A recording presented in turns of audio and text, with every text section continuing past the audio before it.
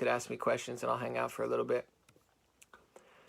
First story I want to talk about today is Governor Andrew Cuomo. This was in many news sources. You could really just search it and find it, but it's just crazy to think that this really happened because it sounds like such a bad strategy. Either somebody's purposely trying to hurt people or they're just wildly incompetent or made a mistake. I mean, I don't know how a grown man in a position of politics could not understand this basic. I mean, you could probably ask your kindergartner kid if this is a good idea and they'd say no, but apparently this is what happened in New York. And I'm going to quote Cuomo News. I shared it earlier. This is also in many mainstream news publications. They said they are second-guessing New York, a state directive that requires nursing homes to take on new patients infected with COVID-19 in order, they said, accelerated outbreaks in facilities that are prime breeding grounds for infectious diseases. I mean, I'm going to read that again. It sounds so crazy. I didn't want to believe this was true. I don't fall for, there's people that'll just say whatever that goes with their narrative. There's things that I believe.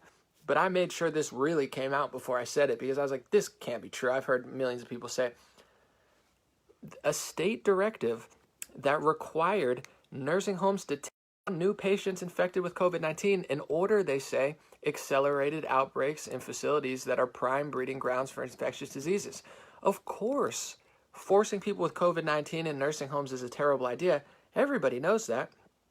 Let's read on. The way this has been handled by the state is totally irresponsible, negligent, and stupid, said Elaine Mazzotta, a nurse whose mother died last month of suspected COVID-19 at a Long Island nursing home. They knew better. They shouldn't have sent these people into the nursing homes. Of the nation's more than 25,000 coronavirus deaths in nursing homes and long care facilities, more than a fifth of them, about 5,300, are in New York. Guys, they sent people with COVID-19 into nursing homes. You can't go open your business. You can't go to the store without a mask. You can't do anything. They're making people live as if this is some sort of control state that they're really worried about everybody under 60. But they sent people with COVID-19 into nursing homes?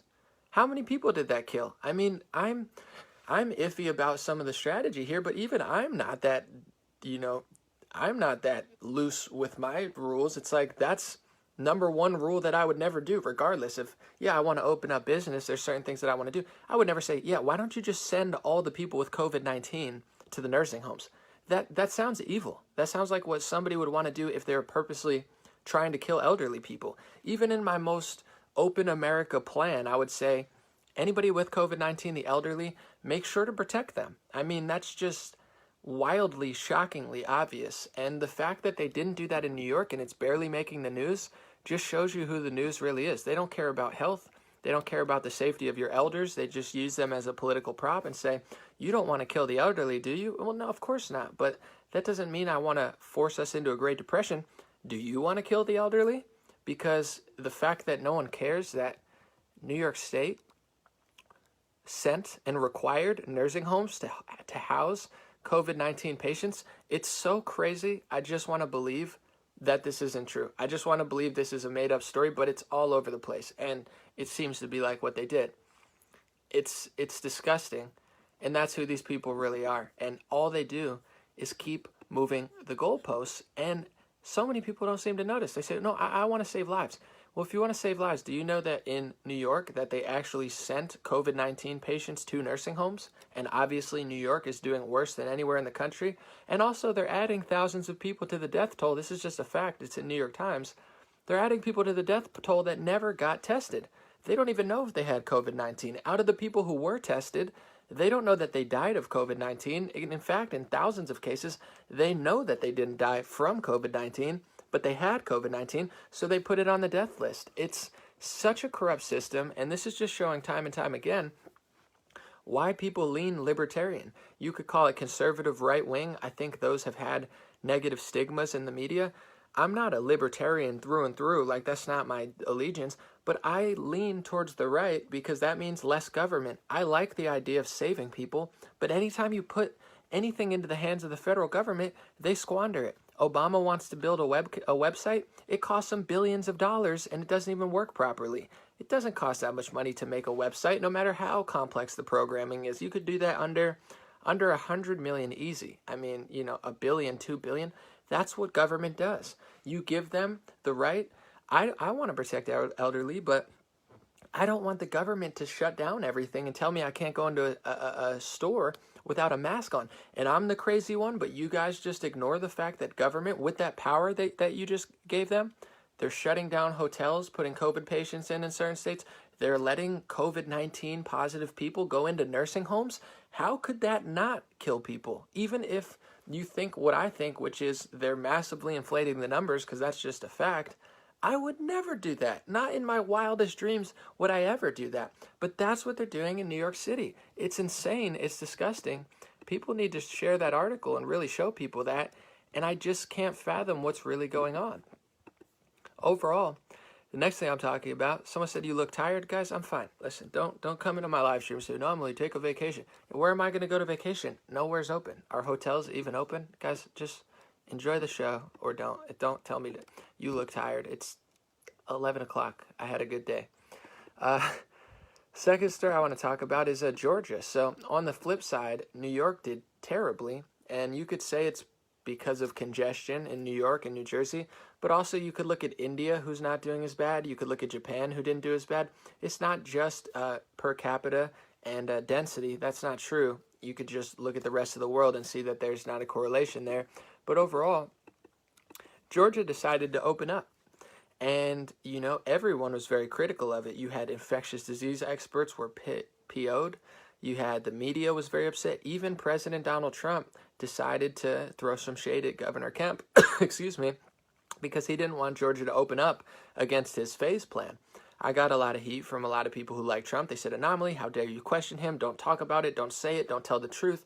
Just pledge your allegiance to Trump. And I said, listen, I like the guy more than most people, but I think Trump's phase plan is tyrannical. I don't think Trump is a horrible person, but I don't like his phase plan because I don't believe in it. I don't think there's any science to back up what it says. What's their reason? They don't know is it for hospitalizations? It's not. They don't know what they're talking about. Oh, we don't want it to reach herd immunity, but eventually we have to. Guys, they're winging it. The politicians, you're giving them your life, you're giving them your power, you're giving them the elderly, and they're sending COVID-19 patients to the nursing homes. They're not allowing you to do this. They squander and screw up everything they do. So in Georgia, they opened up, and I made sure to support the governor, Kemp, for doing so. And it came out this week. This is in Atlanta news. Least amount of patients hospitalized statewide in a month. Restaurants open, hotels open, virtually everything running nearly normal in Georgia. And they didn't have ×2 hospitalizations, which they could have dealt with if they did.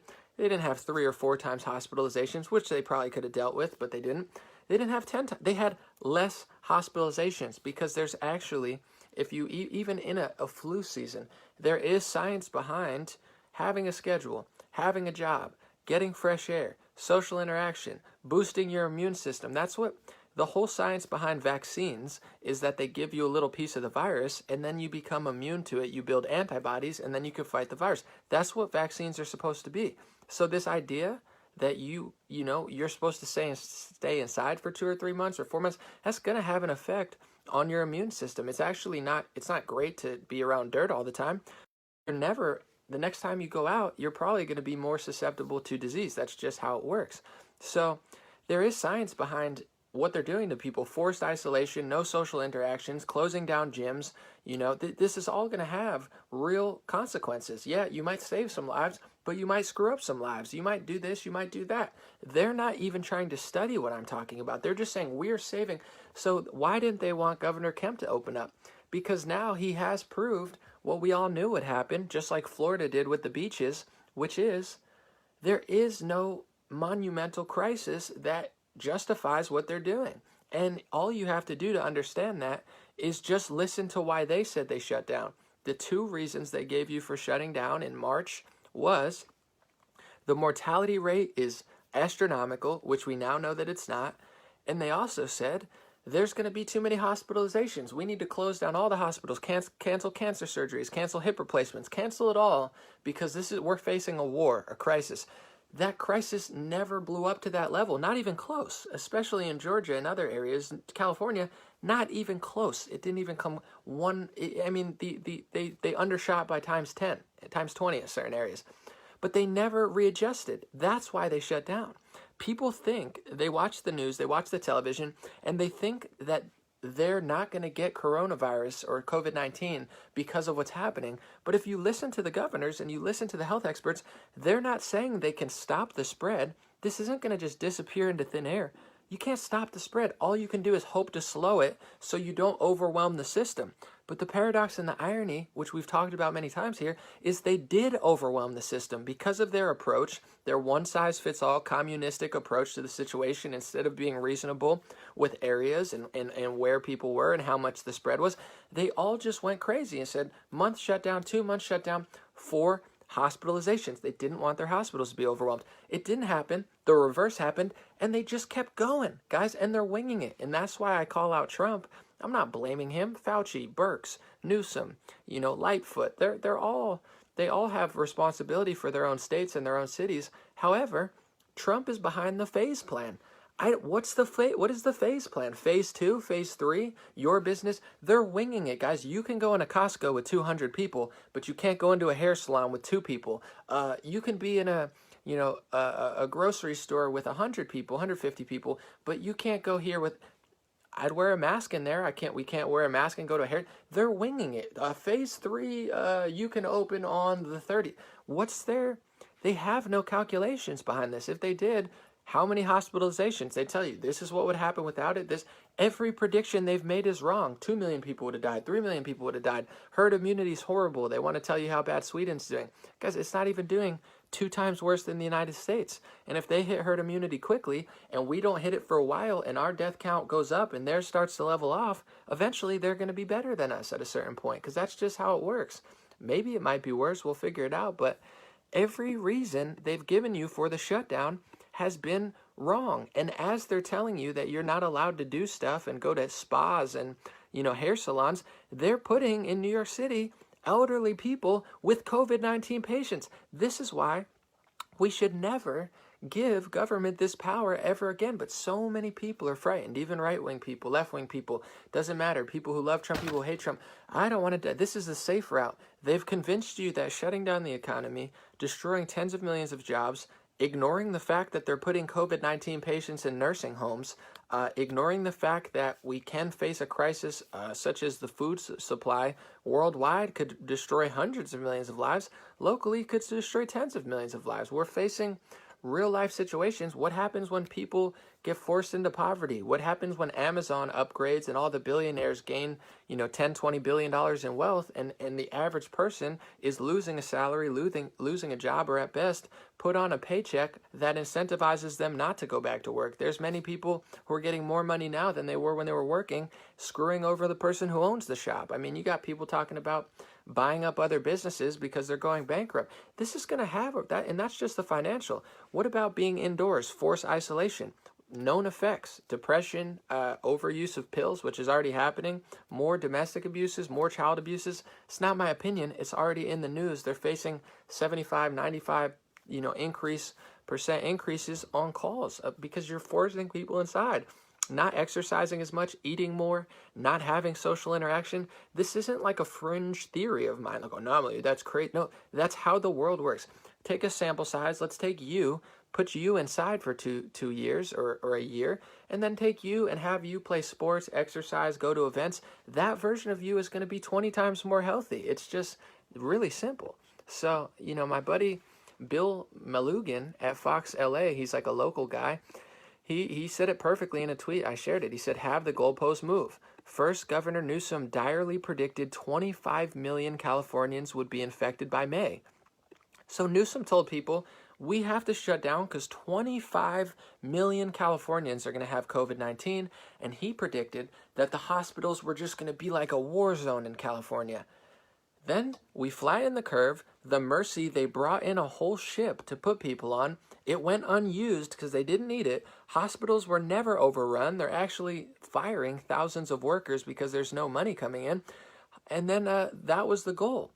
Now we're being told, Gavin Newsom's talking about, we need 14 days with no death or a vaccine. There's no science that says that. Guys, whether it's pneumonia, flu, heart attack, stroke, 2 to 3 million people die in the United States on an average year. 2 to 3 million people, 365 days a year. There's going to be people who die with COVID-19 every day. I mean, it would be bizarre if there wasn't. I mean, you're talking about 400 deaths, 500. Guys, if it's even if it's 100 times less deadly than the flu, it's going to kill a few people now and then. 14 days with no deaths or a vaccine? What science is that, guys? You need the vaccine before we can live normally again? There's been a flu vaccine since 1942. That's over 75 years of a flu vaccine. The flu is not eradicated. We're still facing record number of flu seasons, worst in decades. 80,000 people dead in the 2018 winter.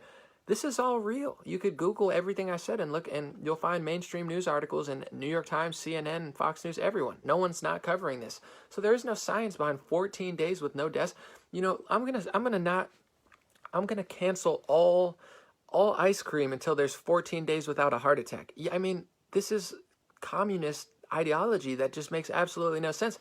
And no one seems to notice. They say, well, I want to be safe. There is no science behind this being safe. Georgia opened up. They're not doing bad. California, I'm just telling you right now, could open up tomorrow at nearly 100% capacity, taking, precautions. There would be no hospitalization overwhelming. It just wouldn't happen. And in general, the states that complain the most are doing the most asinine, in my opinion, insane thing, which is putting COVID-19 patients in a nursing home. That's what they're doing in New York City. It's like Gotham City. You're giving these people power. Governor Murphy says, I don't even have a date yet. The original shutdown was based off a hospitalization projection. We beat it times 100. So then it's time to go back, and they say, they don't have a date because they don't even know why they're doing it. And this is, yes, it's Gavin Newsom. Yes, it's, Democrats and some Republicans. But honestly, Trump is behind the phase plan. He's like phase 1, phase 2, phase 3. I don't care that it's him. I like him, but it's like, honestly, I don't like this at all. And I don't care that it's him doing it. What's his reasoning? My business can't open till May 31st because what? Is there going to be so many hospitals overwhelmed if my business... No, that's not true. They're just playing God and playing tyrannical government. When you're libertarian, you believe in less government. Yeah, I want police officers, firefighters, schools, that's fine. But overall, I don't want the government to come and do everything. Every time they micromanage everything, they screw it up. So this is like beyond far isms of like socialism people complain about. This is straight up, in my perspective, fascism, communism. It's the government forcing businesses to close. It's the government going to Honeywell and other businesses, forcing them to create a different product and threatening them, making them do it. I mean, I think it was GM didn't want to work with Trump. He made them do it. He was like, you have to make ventilators. You could like the president and agree with what he did to make ventilators, but that's communism, forcing businesses to close, forcing businesses to do what you want. That's not what America is. And if it was a temporary thing to slow the spread for 15 days, I get it. 15 days to slow the spread. We have to slow the spread so the hospitals don't get overwhelmed. And then we have to get back to work and just, deal with it like we deal with... We don't shut down because of HIV, cancer. I mean, you could probably save 10 million people from HIV. No sex. You know what I'm saying? Just chop people's, vasectomy on every guy. It's just... That's not what a free world is. And maybe not a vasectomy. That's not a good, because you could probably still have sex and get it. But you get what I'm saying. There's drastic measures we could take to try to save 3 million, 4 million lives. Make it a felony to drink an alcohol. And then you'll save 3 million lives a year. It's just not feasible. And it's not good. And it leads to more death, more chaos, and decisions like putting elderly people in nursing homes with COVID-19. That's what government does when they get a lot of power, and they're all drunk on power. Newsom's drunk on power, Murphy's drunk on power, Lightfoot's drunk on power, Cuomo's drunk on power, even Trump's drunk on power. He thinks he's fighting World War III here, against COVID-19, building ventilators, sending them to Ethiopia, telling you when you could open your business, disagreeing with Georgia because they open. He was wrong on that. Georgia opened. They're doing better than ever. And that's what every state would be doing if they allowed it. But they've scared the crap out of people into thinking that it's safe to do what's happening. This is so wildly not safe, it's out of control. And when it's all said and done, they're going to take credit for this, like the president's doing and others, and say millions of people would have died. They don't know that. And if you look at any data from Sweden, any data from Georgia, any data in the United States based on when they shut down and how many cases, there's no correlation, guys. You could look it up. You can do your research yourself. There is no correlation between shutdown date and slow of the spread. There's not even a correlation, but there's more of a correlation between sunlight and heat and the amount of spread. If you look at Florida and California, Florida had massive beach parties. Everyone said it's going to be a hotbed for COVID-19. It's going to go crazy. It never went crazy in Florida, guys. It never went crazy in California. It's a good thing, but they keep pushing it back further and further and further. So, and talking about the second wave, third wave, before we even get into that, if you don't understand how they're counting, it's never going to end. The numerator and the denominator are both incorrect on the mortality rate. So it's a total made-up number. If you don't know how many people have COVID-19 and you're not being honest about how many people died, you're saying anybody with it died from it, and you're adding thousands of people who never got tested, the denominator, the death count, isn't accurate. And they even admit that. I mean, you have Burks, you have, there's nothing else they count this liberally. And they've even mentioned that. And then the numerator's not right because they don't know how many people even have it. We don't have the testing capacity right now to test everybody. So it's a guess. You're guessing with the top number and the guess is way off. You're guessing with the bottom number and it's massively inflated and it's not right. So their data is wrong because every data point is wrong. And it's the same with hospitalizations. They based it off of something that wasn't real. They based it off a mortality rate and a hospitalization rate that they heard from I don't know who. And then they said this many people are going to be in the hospital. Everyone's admitting, from Florida to California to Governor Cuomo on his own Twitter, his idea of the hospitalization wasn't even close. And it's not because we beat it because we stayed inside. It's because they were never right to begin with. Everything they said has been wrong. And they never apologize. They never correct themselves. They just keep moving the goalposts. And it's not just Newsom. It's not just Cuomo. It's not just Murphy. It's not just, Whitmer. It's all of them. But it's also, to an extent, a lot of Republicans too. What's phase 2, phase 3? That's the government telling you, your business, you're important enough to open on May 1st, but you're not important enough to open on May 1st. You can open on May 30th. You could open on May 28th. Have they given you a clear-cut reason? If we didn't allow it, this would happen. If not, even if they did, they wouldn't tell you the truth. But overall, they don't even tell you anymore. And people just go along with it. And it's really annoying. So overall, that's the story on that. I'm going to get to some questions in a second. But on that note, I want to talk about Greg Gutfeld. Respectfully, I don't watch Fox News. I don't have a television really. I don't watch TV news. But I've heard a lot of good things about. Someone said Georgia's doing great open. Yeah, they're doing phenomenally. They're beating every expectation because every expectation was based on fake data and lies and politics over actual science. They scream science, but they don't really have much. It's not a lot of objectivity. So a lot of people have told me about Greg Gutfeld. I've seen him a few times. He seems pretty funny. But he's one of the more popular people at Fox News now. I think his angle is kind of like the cool guy. He's kind of cool, kind of funny. A lot of young kids like Greg Gutfeld, a lot of older people like Greg Gutfeld. He's got a funny little show. I've seen a few clips. But overall, I've seen him joke about stuff. It's cool. But, I never really had a big opinion, and I still don't. So I'll just start off on the positive, say a lot of love. He took a big shot at Judy Mikovitz and the Plandemic documentary recently. He tweeted, "You know what kept me from watching the Plandemic video?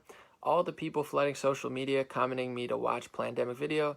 That was the tell that it was BS." So he's getting ratioed, and a lot of people are saying, "Greg, you're wrong about this one," which is okay. Everybody's human. Everybody makes mistakes. Everybody has their own opinion, whether they're right or wrong. Maybe he's right. But, he took a big shot at this documentary. And here's my thing. I don't know Judy Mikovitz. I don't know how accurate her story is and her science. I would love to see a debate with her and Fauci or a debate with her and somebody on CNN rather than deleting her video. From what I've heard from her, she's got a perspective. and they deleted it off YouTube, they deleted it off Facebook, and if you guys don't know Plandemic, it went viral. I'm talking about hundreds of millions of views. Everybody I know, liberal, conservative, everybody sent me this video. It was one of the biggest viral videos of the year, and Facebook and YouTube deleted it. So I think it's a little bit tone deaf of Greg Gutfeld, Mr. Corporate News Guy, just, poo-pooing on the video that just got censored, saying, any video that people tell me to watch just must be BS. It's like, sorry, Greg, we don't all have the luxury to get paid millions of dollars to work for a corporate news station. And also, I want to say to him, and the stuff I've seen from him, no disrespect, because I think he does some interesting stuff. When you watch corporate news, outside of, Tucker Carlson has some pretty deep diving pieces, they don't go that deep, Greg Gutfeld is a wizard of making fun of AOC and Ilhan Omar, and he'll be funny, but it's all real surface level stuff. And then you go to the commercials. What's in the Fox News commercials, just like they're in the CNN commercials? Pharmacy pill commercials, chocolate advertisements, ice cream advertisements, insurance, pills, pharmacy pills, Sarah McLachlan, sad song, political ad for Tom Steyer. It's like, they'll sell any ad they can to the highest bidder. And it's not Greg Gutfeld's fault, but it's, in my opinion, I think it's a little bit uncalled for him to take a shot at a documentary that just got deleted when Fox News won't cover it. So who are these people that they sell this many pharmacy ads, but they won't even have somebody like Judy on their show to talk about and at least consider?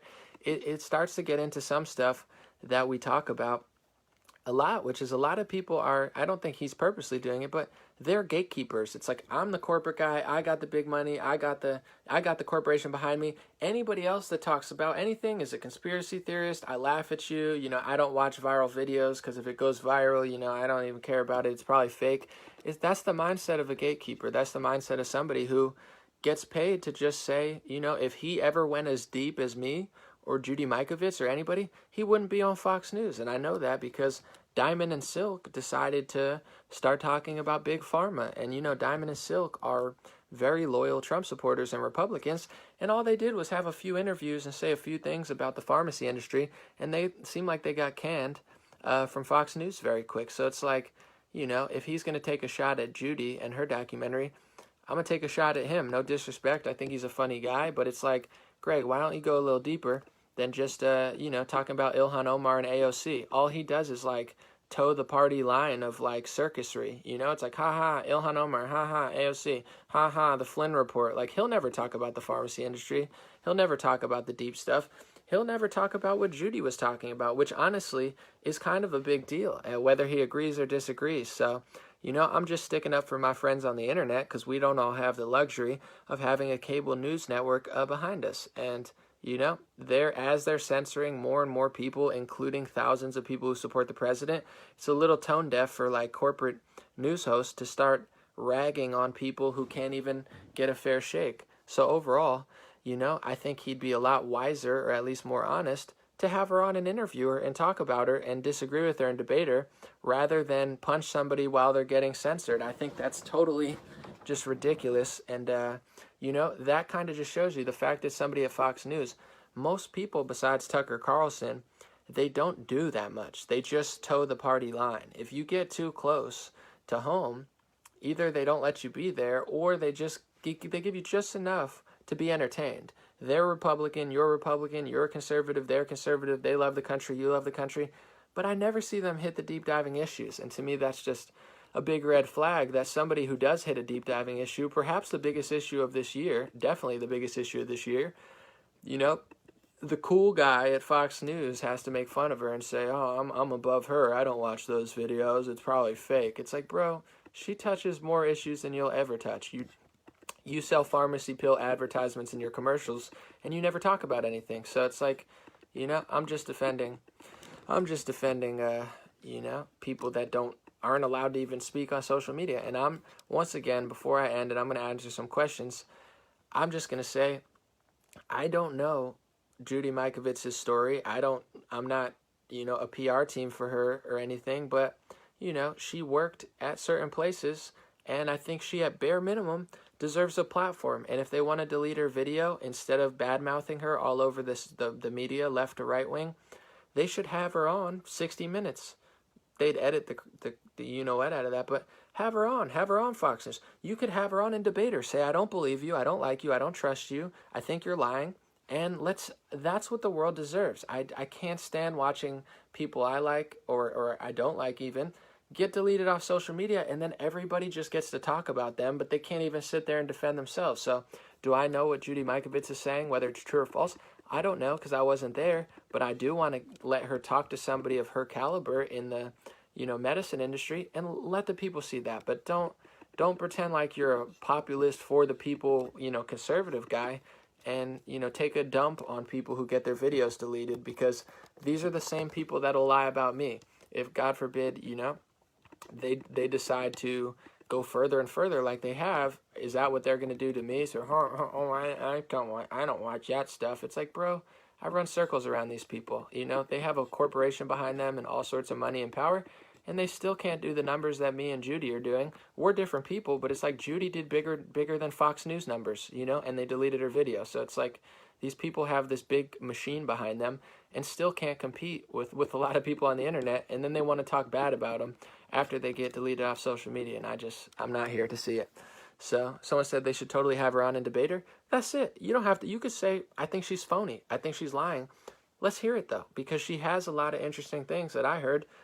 I don't know what she's saying. I can only agree with what I do know, but I want to see a debate, and I want to see a conversation. I just can't sit here and watch this crazy censorship and then have the people on your team just bad-mouthing them. I did the same thing for Alex Jones when he got kicked off. Listen, I don't agree with everything Alex Jones says. I'm not Alex Jones. We're very different people. His approach, everything he does, we're nothing alike. However, when he got deleted, a lot of people were bad-mouthing him. Certain people like Shapiro. And I even said then, just debate him. I would love to see an Alex Jones-Ben Shapiro debate, but Ben wouldn't debate him. And I get why. But, I get he might not want to. But I hate to see somebody get deleted, not have a voice of their own, no matter who they are, and then everybody's saying stuff about them, but then they won't even talk to them. At least just, let them. I love a good conversation and debate, and I just didn't want to see it. Someone said they would never give a platform to her, but that's a little bit of the problem with corporate media. They never get, I call it surface level people. It's all on the surface. They'll never let you get close to the truth. If you get too close to the truth or too close to what they consider, edgy, even though it might not be, then you don't get the platform. So what's the point of having corporate conservative news if half of them aren't even conservative? I mean, guys, they let Donna Brazile on Fox News. Get a Democrat, get a liberal. But, Donna Brazile didn't even stay at CNN. She had a little debacle where she gave the questions to Hillary Clinton. CNN didn't even really want to keep her, They didn't even keep her. And then Fox News picks her of all. That's top 5, lowest hanging fruit of the Democrat Party. That's a weird vibe. They got Shep Smith, all these people. And then the people they do have, like Laura Tucker, Sean Hannity and stuff. I like Tucker. Laura has her moments. But this guy, Greg Gutfeld, he's like the cool guy. I feel like they just let him be the cool guy because he won't go deep enough. And then I don't mind when they don't say anything, but then when they start attacking people who do, to me that's a red flag. Because it's like, if you're not going to go that deep, that's fine.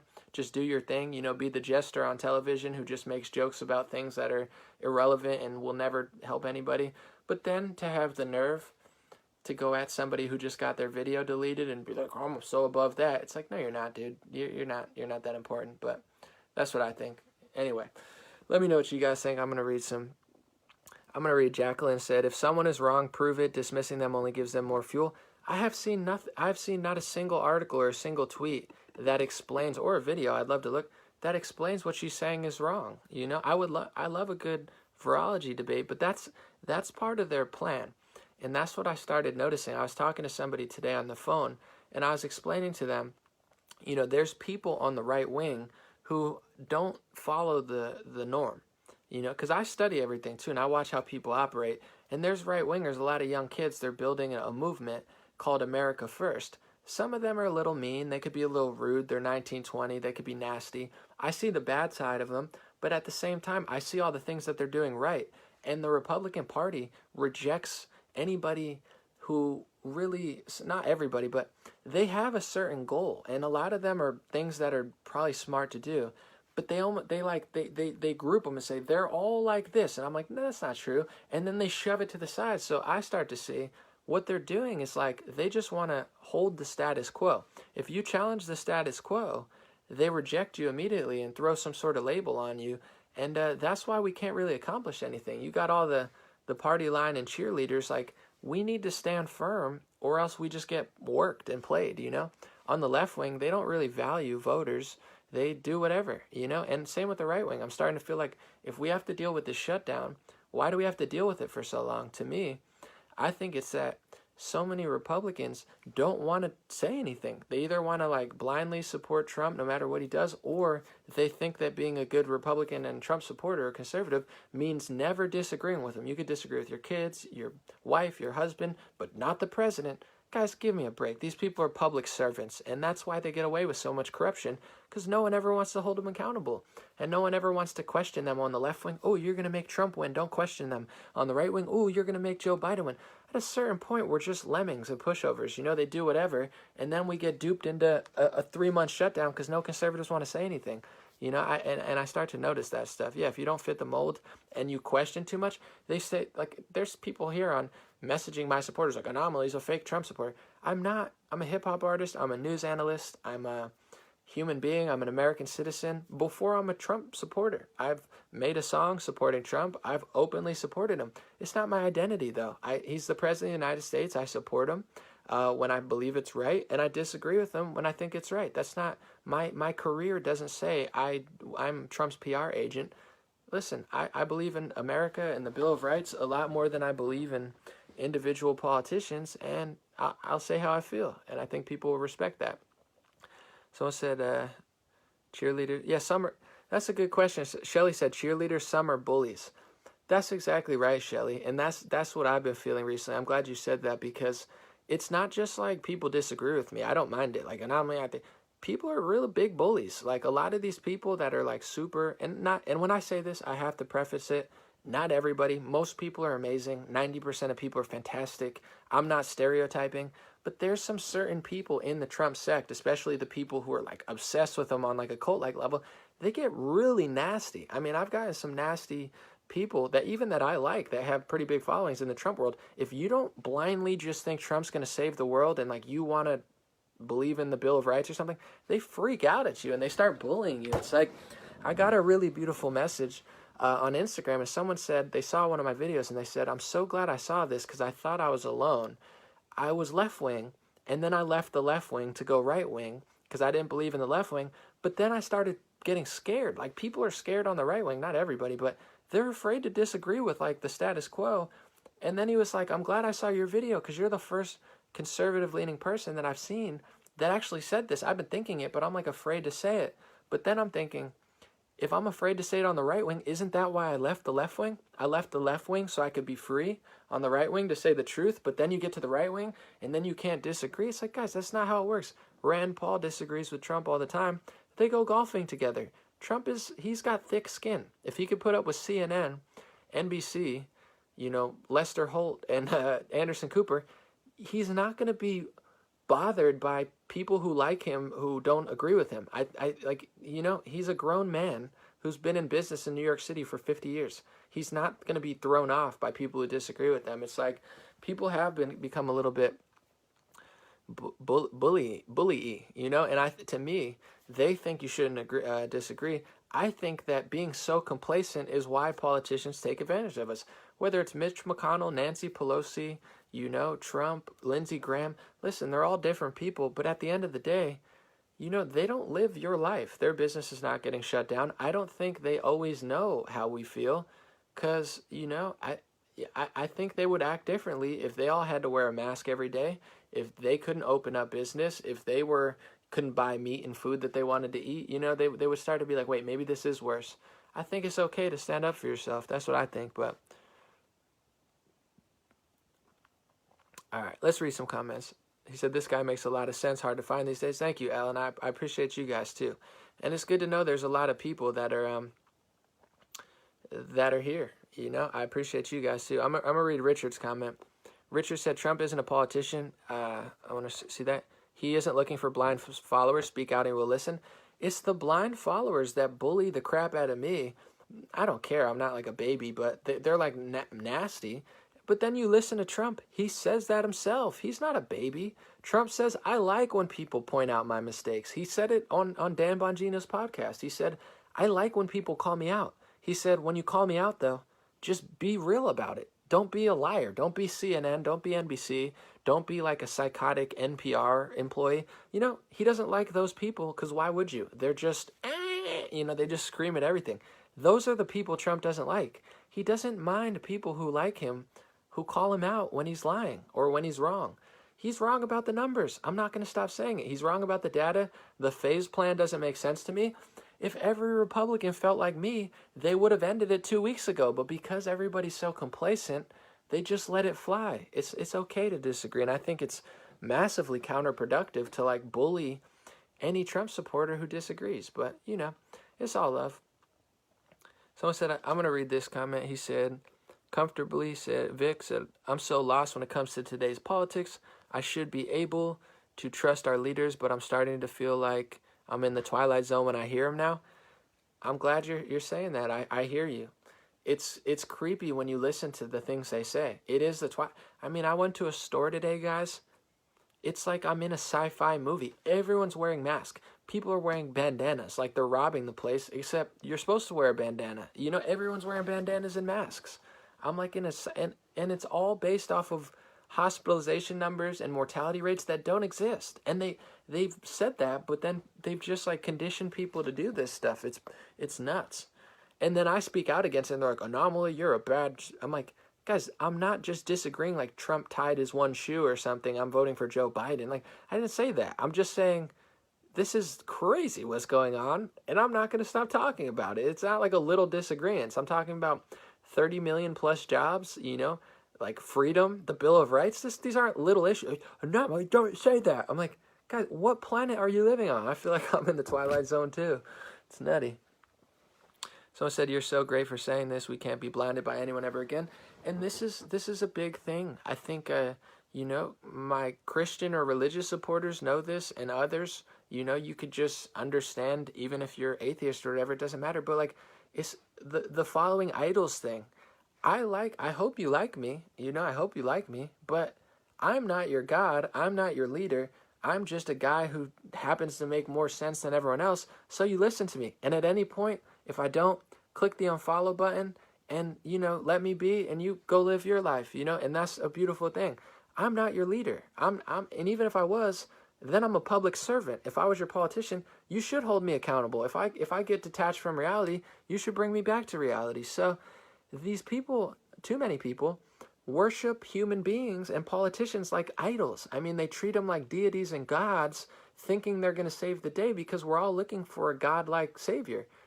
But that's God. That's not a politician. It's not Trump. It's not me. It's not Shapiro or Kirk. It's okay to disagree with us. It's okay. But people are so blinded by these figures, they don't want to believe that they love Charlie Kirk, but he might not do something they want to do. He might have a reason for not doing it, but you disagree with your kids, you're allowed. But like, they get everyone just blindly following Trump, and then it's like he's wrong and people don't want to say it. It's okay. It's not a big deal. We have to definitely break out of the cycle of like, worshiping people to an obsessive extent. And trust me, I got, for Christmas, people bought me Trump. I got calendars and stuff. I like the guy. I have a bottle opener and stuff. I like him to a big extent, but it's okay to disagree and it's okay to point something out. And people change. I watched it happen to Turning Point. Everybody called him out on their nonsense, and he decided to shift, and he made a new decision, and he changed to a better opinion. And that's a beautiful thing. That's how it works. That's okay. So, yeah, I'm going to read this too. Jeffrey, you guys are crushing tonight. I'm having fun. Jeffrey said, nothing is more important than liberty the leaders are taking from it. That's what I'm saying. I don't care if it's freaking Trump or Bill Clinton or, Kendrick Lamar or freaking Michael Jordan. I don't care how much I like the person. It's like, They're taking our liberty from us. I don't care that it's Trump saying phase 2, phase 3. Yeah, he's not as bad as Gavin Newsom. He's still a better option. But that doesn't mean what he's doing is okay. Yeah, I like Mitch McConnell better than Nancy Pelosi. And I like Mnuchin better than Feinstein. But that doesn't mean shutting down businesses is okay. Our liberty is more important than any politician, any president, any person that, that's so obvious. But you guys get it. But, everyone else doesn't. For some reason, it's like not as popular, but we're crushing today. Thank you, Annie. Someone said people are treating coronavirus like a god too. Yeah, it's become like a mythical creature that people don't even understand. I mean, it's crazy. Shane said, thanks for pointing out what's really going on. Thank you so much. I appreciate it, Shane. He said, facts and people seem to be willing to run off a cliff when government tells it to. And then the nuttiest part about all this, I had a conversation with someone I really like that were into the same stuff, and they're seeing it too. I'm like, guys, there's like a theory on the right wing that the only way to get out of this is to wait for the federal government to like save your whole life. That's the opposite of right wing ideology. Conservatives, libertarians, Republicans, they believe in limited government. That's like the whole point of it. So it's like you want to limit government. At the same time, someone told you to worship Trump's federal government and to expect them to give you back your freedom and save everybody. I'm like, guys, it's so obvious to me, but people get caught up in like a lot of things. It's bizarre. Chris said, not everyone can articulate like individuals like you. We need more help. I hear you. I'm using my power for as good as I can, but I've always liked words. I've always liked poems. I've always been a poet and a rhymer. I like to rhyme. That's why I rap. So, I'm lucky that I'm able to present it in a smart way. But I also want to say this too to anybody that is shy or isn't good at talking. This isn't natural in the sense of this didn't happen overnight. I did videos. I used to rap from when I was 19 years old. I'm 30 now, so that's 11 years. When I started rapping, I was nervous, I was shy, I didn't know how to look at the camera, I messed up, I was terrible. I used to do rap shows, I was nervous, I had no stage presence, I didn't look at people. I was horrible for the first 5 years, so I just want to let people know too, I'm good at talking, I guess, to an extent, but it's not like something that like I'm just amazing at talking, and I did it for 11 years, and I screwed up hundreds of times. I mean, and I was terrible at talking, and then I got a little better, a little better, a little better, a little better. So I've always been good at rhyming and poetry, but I'm not a natural like stage guy at all. Like I was nervous for my whole life, really. And it's crazy because I did some big shows last year. I wasn't nervous at all. I went in front of thousands of people and did a song and crushed it and wasn't nervous. But that was after 10 years of being frightened with like an audience of like 20 people. So even with the speaking stuff, it's been building for a long time. So don't get discouraged if you're not good at speaking or like, you don't have a natural, because I think anything, it's like basketball players and such, it's like they look like they're just really good naturally, but most of the people who got there probably played every day for like 10 years before they got there. Someone said, what should we do? I watched the protests and wait, I'm reading this. Debbie said, what should we do? I watched the protests today in NY and they rounded them up and took them to jail with their masks on and Trump's flags. I got to check that out. I didn't see that, but here, I'll tell you something. I'm not going to advise people to do stuff because one, I'm not your leader, or, it's just like, you do what you feel is best. But I'll read what Elon Musk is doing. I think he's suing California because they won't let him open his Tesla store. So at a certain point, if you get arrested, if you get arrested for exercising your First Amendment right, I don't know that would hold up in court, I don't know. So I can't tell people what to do, but I don't know how that's constitutional. Hold on, let me find the tweet real quick. Elon said, I'm not messing around. Absurd and medically irrational behavior in violation of constitutional civil liberties, moreover by unelected county officials with no accountability, needs to stop. So he's filing a lawsuit versus Alameda County, California. Dude, Elon is crushing right now. I don't care. People think, I like him too much or something. Dude, I'm really proud of him as an American. I don't know what else he's doing with the satellites and stuff, but he's like wigging out at these people. He's like, yo, leave me alone. So he's filing a lawsuit against Alameda, and he's just like, constantly calling it out. If you watch his Joe Rogan podcast, he's a weird guy. He's like quirky. I like him. The second half of it's phenomenal. He's saying all the right things, and he's not saying it in a sneaky way. He just really knows this is BS, and he's really high up in the science and technology world, so it's good to have someone like that on our side. That's what I mean. You know, if I get arrested for protesting, my First Amendment right, I don't, that's not constitutional. You know, I think if it's like, it's a numbers thing. If people back down, they back down. Shelley Luther, you know, she opened up, she got you know, Abbott on her side. She got Ted Cruz on her side. Now she's going to be wealthier than she ever was because she took a risk and people gave her a lot of money on a GoFundMe. So, yeah, then they're going to move to Texas. Tesla's going to move to Texas or Nevada. I don't know. I don't know what to do, but I would say don't get discouraged by people getting arrested in New York, because there's going to be a big protest tomorrow or today in Los Angeles, or maybe there already was, or Huntington Beach, I think it was. But I mean, it's going to keep growing. We'll see.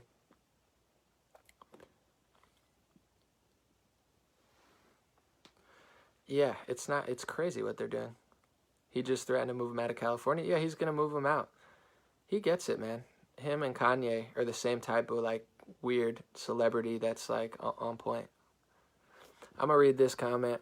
Randy said, been a diehard Trump man, but he's pissing me off the way he's covering the virus. Respect, that's all it is. And I think he's the type of guy that if enough Trump supporters like yourself said that, I think he would get it. And it's his job to get it, you know? If you liked, I'm not saying you do, but if you liked me 10 times as much as you like Trump, Randy, and I'm president, and I start taking away your Second Amendment, and I start taking away your First Amendment, and I start shutting down jobs, it's your job as an American citizen, it's my job to be like, no, you know, no matter how much you like me or Trump, that's how I feel. And I'm glad you feel that way, because I've gotten a lot of backlash, most support, but overall it's like, it's not my job to make excuses for Trump. I've done that for 2 years out of my own heart and soul, because I'm like, what the media is doing is wrong. You know, they're lying about everything. He's keeping it real. But with the virus thing, I think what's holding us back is there's too many people who just won't say it. You know, I think if enough people said it, it would become a thing. There was a protest in Huntington Beach. Let's see how it was. I'm going to look. Huntington Beach protest. Let's see. Oh, yeah, it's pretty big. I know that was the other week. Was there one today? I'm not seeing the one from today. Or maybe it was yesterday. I don't know. I can't find it. Someone said he's been pissing me off too. Yeah, I don't know what he's doing, but to be honest, I just don't care. Like like, you know, if I'm leaving you alone, you don't care what I'm doing, but if I start screwing up your life, you start to care. So it's like I don't care what his reasoning is.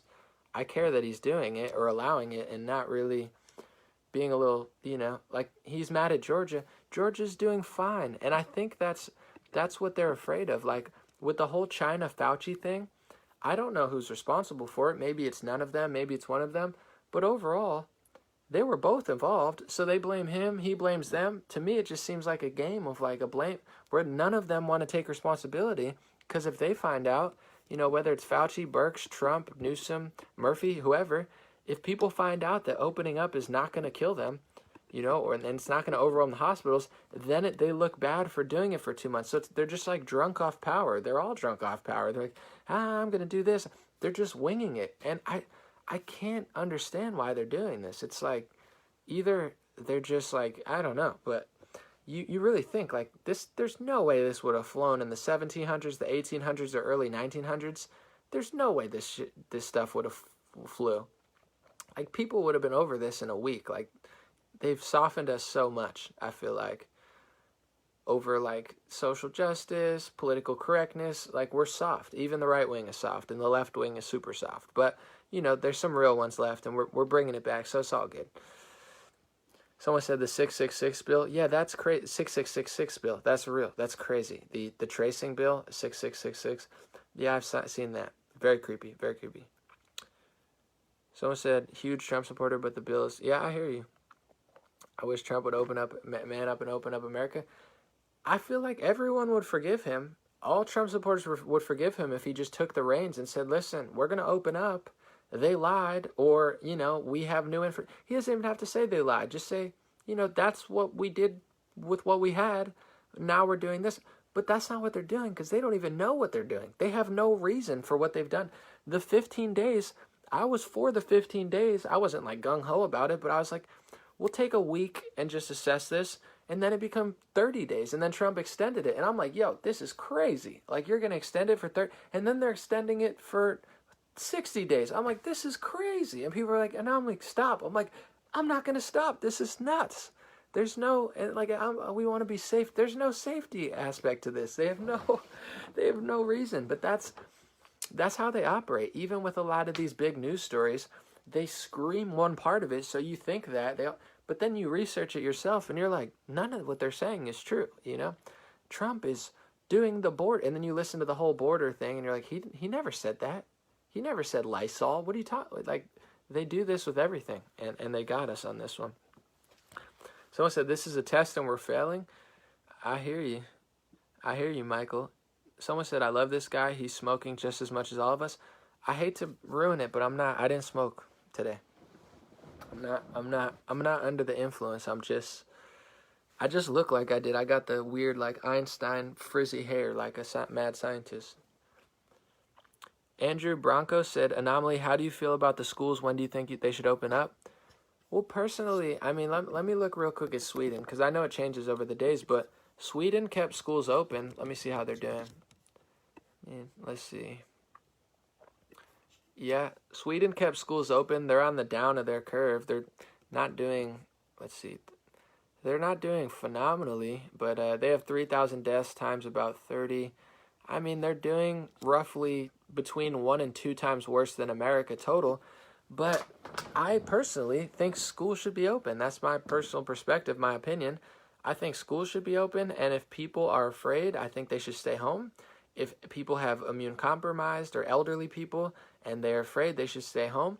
But I kind of agree with what Elon Musk is saying. It's really up to you. Like, I wouldn't jump out of a plane. Actually, I might, but like, I wouldn't, climb a mountain. But some people do. I can't stop them from climbing a mountain because it's dangerous. I can't stop you from riding your motorcycle up on one tire. If you want to do that, you could do that. But the risk is, you could kill yourself. Or to be honest, you could kill other people too.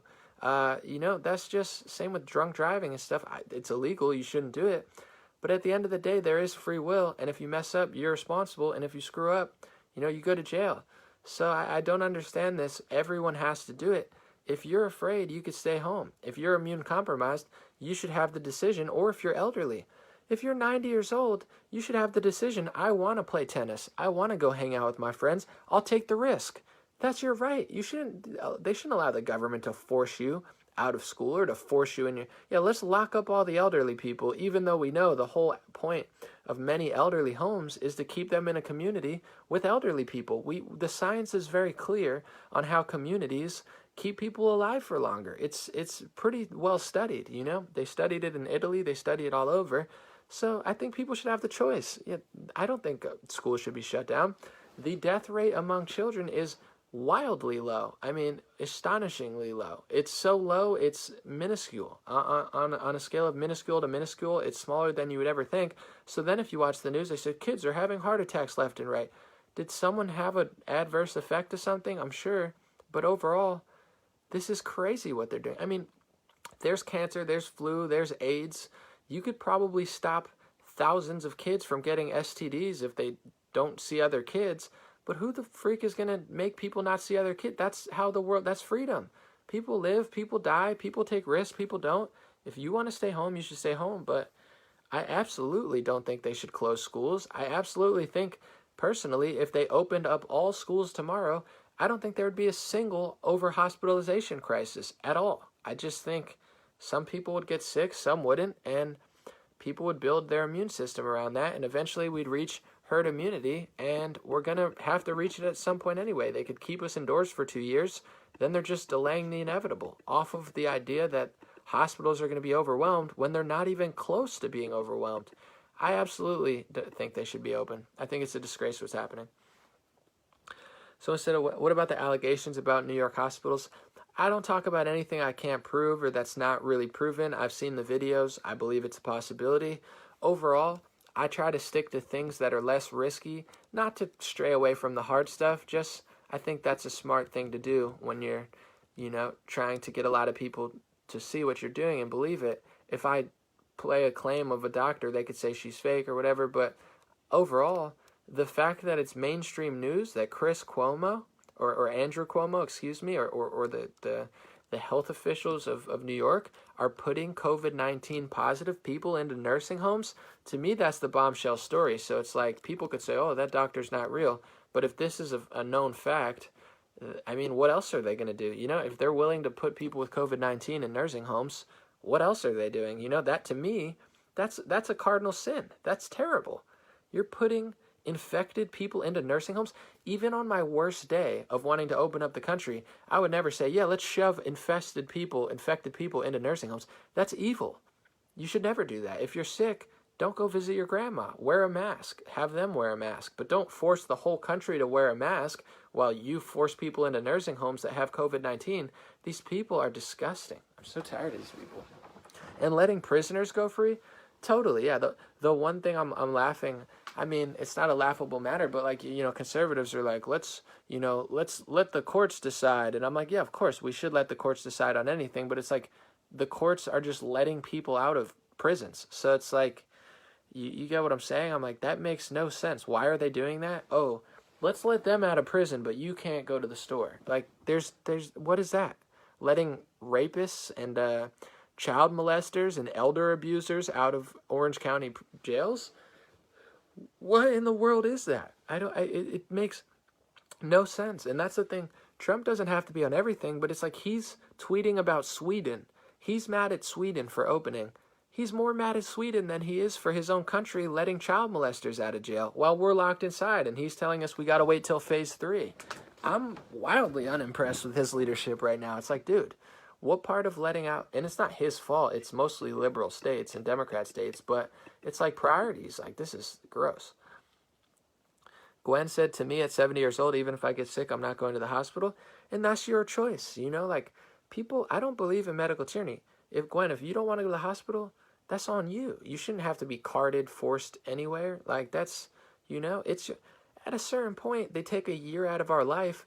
Guys, we're not going to live forever. So whether you're 80, 70, 90, 20, 30, 40, the government's going to take away 2 years of my life saying they're saving my life. This is outrageous. I can't believe so many people are just totally not questioning this at all. Chuck said the world's upside down. It really is. It's literally like every day's opposite day. And that's the game they play. And then sometimes they catch people, like literally you watch the news or like you watch the headline story, it's inverted. Like it's inverted reality where they're taking the complete wrong stance on virtually everything. And you're just like, and then you say the real thing. And then everyone's like, what? But that's, I think we're gaining strides. I have a good attitude today, so I'm not going to break that, Someone said they got to let the criminals out to make more room than the hairdressers. Yeah, I hear you. I saw someone tweet that too. It's like, yeah, the prison guards made a good choice. They want to get all the crazy criminals out, and then they get the pretty hairdressers in there. That's a lot easier for them to watch. Someone said, imagine being a Democrat and pretending like Cuomo knows what he's doing. Yeah, I don't understand how anybody, like, I get everyone has their own opinions and stuff. I get, like, you like welfare, you like taxes, I get that, the little stuff, but, like, yeah, how in the world could you watch this stuff and be like, he's really got it under control? Because he said something on TV one time, he put COVID-19 people in nursing homes. They make no sense. At a certain point, you really got to ask yourself, are people dumb? I don't think so. I think they know what they're doing. At a certain point, like, it's not that hard to figure out. Maybe it's emotional, maybe it's, I don't know. But I'm just like, these people have PhDs and they don't even get it. It's bizarre. Someone said HR 6666 will take people from their homes. Yeah, I got to fully read it, but I know they're doing something in California, and I know there's something else going on with that executive order. Someone said God said in the last days, what will be right and is wrong and vice versa. Well, I would say this is I mean, I wasn't alive in the 20s and 30s, but I'm guessing the media couldn't have possibly been this bad. You look at the mainstream story, and they take like the story they should be talking about, and they literally reverse it. So, I know a lot of people, especially in the Christian world, have been screaming about end times for 100 years, but for sure this has to be the most inverted that it's ever been. So I think those are coming closer and closer. Do you think the Democrats are going to run him instead of Sleepy Joe? I don't know what they're doing. At this point, to me, it just seems like WWE, Like they're hitting each other with the elbows, but if you look close, they're all just winging it. Like, I don't listen to them that much, but like I listened to Adam Schiff talk for 5 minutes, and I was actually impressed. Not with him. I think he's a total, sneak. But I get the game they're like. It just seems like WWE to me. Like I know what he's saying is not true because I know, but I actually, unlike some of them, to me they're bad actors. With him, he's been a bad actor, but I'm like trying to see it through the eyes of people who listen to him and be like, he's my guy. I'm trying to figure this stuff out. So I'm like, all right, let me give this a shot.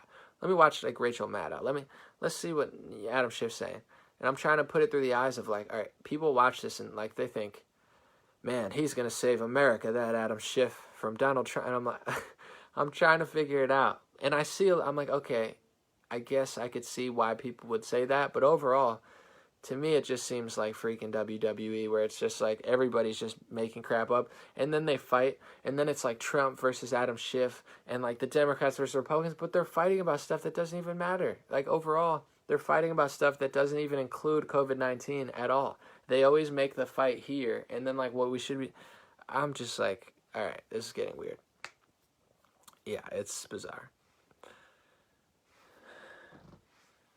Someone said, I wish I could be invisible for 1 month, said Randy. I don't know. You know what they say, with great power, Randy, comes responsibility. If I was invisible, I feel like I would have too much fun. I would be starting to do weird, like, they'd be like, dude, what are you doing? I'm like, I'm invisible. I could do everything, I would feel too sneaky at a certain point. Then you'd be like jumping around stores and stuff, no one would see you. It would get out of hand. With great power comes responsibility. I can't handle it. Yeah, it's weird stuff. I'm just. Someone said the bill could not be more obvious. Yeah, it's insanely bizarre. Someone said if a tracer shows up at my door, I can. That's the part that is interesting with America. The media always tries to say conservatives are so mean. Like they have you thinking, if you believe the media, they have you thinking that Republicans and conservatives are the world's worst people. They just hate everybody and they're terrible but like if you really think about it, to me, conservatives are really nice because at this point they keep getting pushed and pushed and pushed and pushed and no one really does anything. But like at a certain point they're going to push too far, and Republicans and conservatives are more prepared than anyone else in holding the ground. It's just I think they're so nice that life is still okay. Life is still good. But like they keep pushing. It's going to be a weird time when they push too far, and I pray that they don't. But it's like, even if I was liberal, I'd be like, yeah, don't do this. It's not even like a right-wing thing. Like, I'm like, yeah, I want this. I don't want it to happen. If I was left-wing, I would talk to people at the left-wing news sources and be like, why are you guys acting like this? You realize that those people hate you because you're lying. Like, I would never treat people like they treat people. And they keep going further and further and further. But like you said, yeah, people are not going to allow people to come into their house and like take their whatever. It's like that's not going to fly. So I don't know who they think they're doing it to, but it's definitely not going to happen to people like us. Someone said liberals are kind and understanding, so you disagree with them. Yeah, I mean, the same could be said about the right wing too, but I do think there's a lot more diversity of perspective over there. But yeah, the left has just gone too far. Social justice and political correctness, it's a one-way street, and it's not good, and it just gets weird. I mean, it's all weird on the left wing. They're definitely, anything the right does that annoys me, the left is just like 3 times worse. Like even say Trump ticked me off. Like Trump is bothering me. I don't like his leadership right now. I can't vote for the Democrats. I just can't do it. It's not like they don't have a viable option. Everything that Trump is pissing me off about, the Democrats do 20 times worse. So it's like, it's like everything, they do nothing for me anymore. I'm like, you could not be crazy and actually gain tens of millions of votes, but they always have to be like, well, if Trump's going to shut down for 2 weeks, I'm going to shut down for 2 years. And I'm like, what the hell is wrong with these people? They're out of control. Someone said, tell Trump to check housing. I don't know what that means. Someone said, I don't understand how a lot of people are trusting the government. I don't get it. David, I hear you. It's crazy enough that so many liberals think Trump is like Hitler, but they want Hitler to like lock him out of their business. It's like, if I thought Trump was Hitler, I would never want him to stop the sale of guns, and I would never want him to lock me out of my business. But that's what they want. And then you have libertarians, Republicans, and Trump people who like don't want to say this is not good because they like Trump. I'm like, guys, now you're they're like, wait till Trump gets the government on our side. I'm like, guys, you're waiting for the government, and you're right wing. At least if you're left wing, I don't have expectations anymore. I'm just like, they're not going to get it. But the right wing, I expected them to get the government thing. That's the whole point of it. Rand Paul, Trump, freaking. We'll get over it. I don't want to get upset. So I said, everyone I know is stocked up on the Second Amendment. Yeah, I mean, it's wild that they don't understand that. It's just like, just relax, and we can all live happily. But they're going to push and push and push, and eventually people are going to push back. And I don't want that to happen, but it's just what's going to happen if you try to like be Gestapo. They're like, we have to go to everybody's house. And it's like, no, you don't. Just do your job, pave the roads, and leave us alone. But they don't even pave the roads. Did any state pave the roads while everybody was off the roads? Did California pave the roads? And they don't do anything right. This was the perfect opportunity to get stuff done on highways, and I'm sure nobody did it. They're so dumb. Someone said Trump wants to give them $1 trillion. We can't just keep printing money. You got to listen to the Joe Rogan Elon Musk podcast. People thought it was boring. I liked it. He was like, you can't just stop the economy. Even Trump's like, no, the meat market's fine. I'm going to give them money.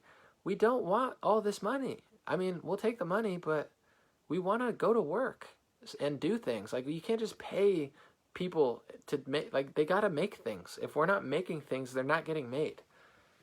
It's like communism, Trump style now. It's so whack. All right. Do you think the response would have been the same with Hillary in office?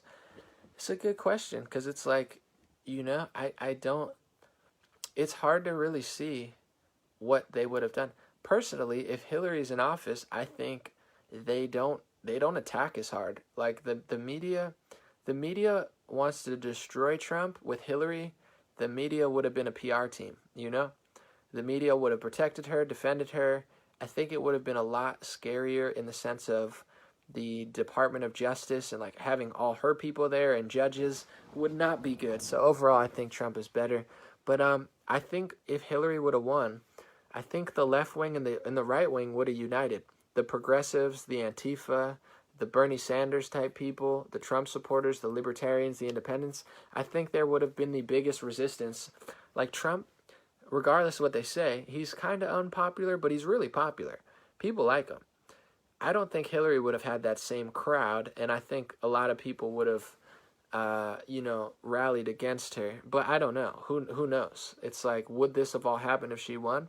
It would have played out differently, but I don't think it would have been better. I just think that different things they do for different people. So I think for Trump, they're purposely putting every roadblock in Trump's way every time. So with Hillary, maybe they would have put less roadblocks, but I don't think that would have been for the better. Like, maybe we would have avoided some crazy stuff, but I think it would have been a lot of bad hombres in high-level positions and a lot of sneakery going on, much more than there is now. So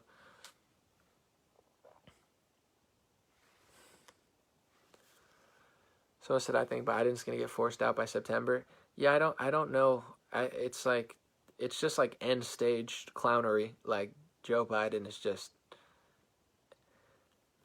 I don't know. Do Democrats think he's a good option? I'm trying to be, like, objective here, but, like, even if I was, like, gung-ho about Obama, change will come. Like, Biden, it's like, come on, bro. Who's do people really think that that's like a thing? I'm so detached from like what people are saying. Like, yeah, you know what this country could use? Joseph Biden. Like, it's like, are people saying that? Is there like a big movement for people who think that Joe Biden's gonna like really save this country? I don't know. I can't see them running him, but I mean, at this point, it's nothing surprises me anymore. Maybe that's like what they're gonna do. You know what this country needs? Joseph. No, it's like, I just don't even. I talked to somebody about it, and they were like, Trump makes a lot of mistakes too. And I was like, yeah, but Joe Biden doesn't just make mistakes. The dude is like not all the way there. They're like, yeah, but Trump messes up speeches too. I'm like, yeah, but like Joe Biden, like it's not the same. But we can pretend like it's the same, but it's not the same. Will anyone pay for Flynn doing wrong? It's a good question. That would be ideal, but I think we're in a conundrum now because even if Trump holds people accountable, I think people should get held accountable, but it's hard to see that happening. If he does, say he does hold the Flynn people accountable, a lot of people are going to celebrate, and it would be a good sign of, like, justice, But we just got bamboozled by, like, the health industry. I like what this guy David Knight said. He said there's a term for the military coup. When a military takes over the government, it's called a coup. What's it called when the medical industry takes over your government? They don't have a name for it, but that's kind of what happened. The medical industry just basically took over, the medical experts took over our republic. So even if he does hold these people accountable, I'm not trying to downplay it, it would be massive. But there's a chance they might not. And even if they do, it's not going to address, unless it's this profoundly massive event, it's not going to address the medical coup tyranny thing that just happened. I don't know what you want to call it, but we just let like 2 doctors, advise our president into like communism. So I'm a little concerned that Trump people will get caught up in the Flynn stuff where I'm like, listen, I like Flynn. I think Comey, Brennan, that whole situation, I think it was totally corrupt and everyone knows it. But I'm so much more concerned now. I'm not even concerned with that. It's not that I don't think it's a big deal, but like, what the heck just happened from March to May? No disrespect. I think Flynn is a good guy, but like, we just got absolutely bamboozled, and I don't know what's going on. All right, sorry, I got to stretch. Someone said if Biden was a professor in a lecture hall, 90% of the students would quit the class of boredom. I think that with Dr. Birx, too. Every time I hear her speak, I just wanted to tell you what you're doing. I just say the model. The model says, don't open America based on the model. That's our best data. I'm like, yo, if this lady was operating on me or something, I'd be like, yo, just cut the cord. Just cut the ventilator. I'm out. I lived a good life. Like, the models.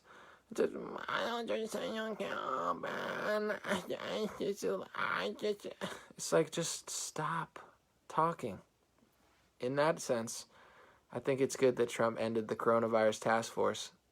It was getting a little much. It's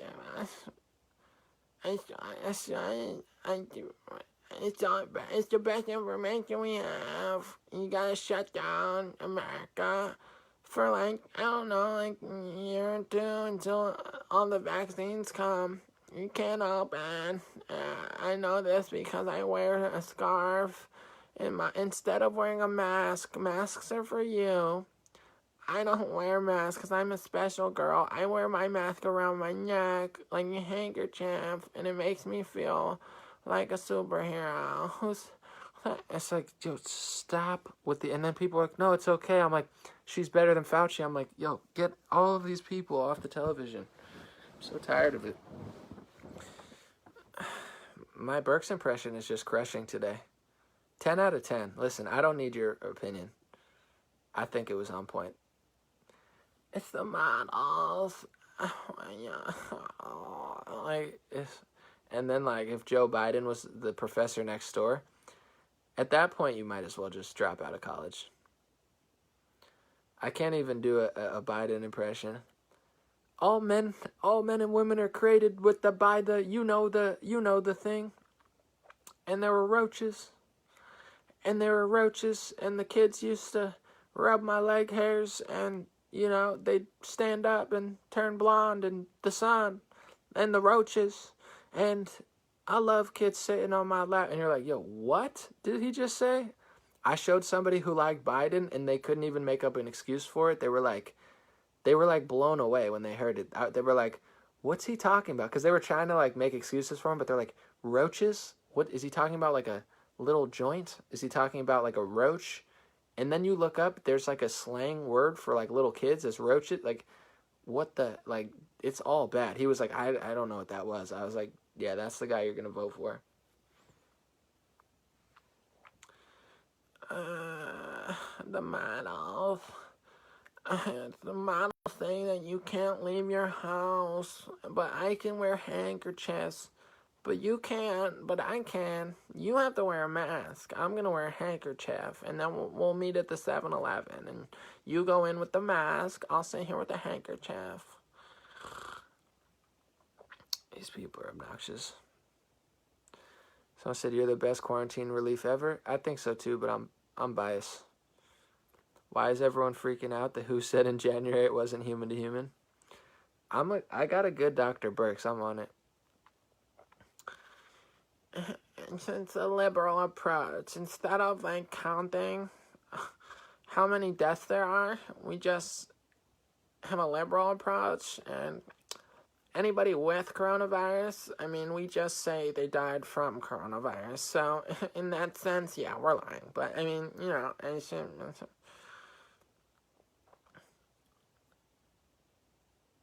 someone said I would rather hear your Alex Jones impression. It would hurt my voice right now. I'm trying to be quiet. Now the West Wing is totally infected. Yeah, I don't know about all that. The news show is going after Obama. Yeah, I don't know what's gonna happen. Thank you, Teresa. What's your thoughts on Cuomo saying he's gonna work with Bill Gates to reformat the school system for New York? Sounds like a nightmare to me, but good luck, New York. It's time to homeschool your kids. No, I don't know. I think that sounds terrible. It's like, what industry isn't Bill Gates all over? Well, he hasn't done. Okay, let's get involved with that. I'm like, whatever. Not my thing. What would they do if everyone stopped voting?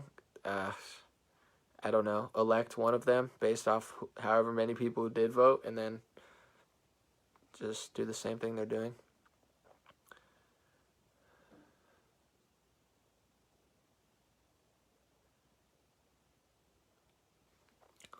Here's a question. Sherry said, here's my question. What's up, Sherry?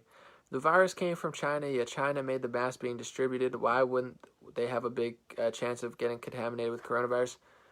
Well, that's a really good question, and I don't understand why other people don't ask that question. I hear you. To me, yeah, I wouldn't. I mean, if no offense, but if the masks were made in Texas and then the virus came from Texas, I wouldn't be offended if other people didn't want our masks. Like maybe get your masks from Europe for now. But they don't ask those questions, and they just keep. They're like, let's get the masks from the same place that I don't know what they're doing. It's a good question though. You know the thing. What's that Bill Gates programmer who thinks? Listen, I'm in a weird way. I'm ready. I'm over it. I'm done crying about it. I'm ready for the whatever's happening. I gotta make plays. Someone said they want the fear to be permanent. Don't let it anomaly. That is my quote. That's fact. That people, it's over. I'm over it. I'm not trying to out myself, but listen, I played cards with some people today. I laughed. I had human interaction. It was all good. I'm playing by my own rules. What are my thoughts on 100% mail-in vote? I think it's absolutely a way to have more votes than there are people, or to manipulate the votes. I think it's a terrible idea, and I think everyone knows that. And interestingly enough, I feel like a month ago, I was saying, not to be Mr. Hindsight, but I was like, yo, this shutdown is crazy. Like, I've been trying to tell people, and all the people who got mad at me, all the people who, like, freak out at anybody who doesn't worship Trump, they all tried to tell me that this shutdown was a secret Trump operation to, like, out the deep state. And I was like, all right, you're totally ignoring, like, people losing their jobs, but whatever. Now they're all saying the same thing. They're like, mail-in ballots. I'm like, guys, I told you a month ago.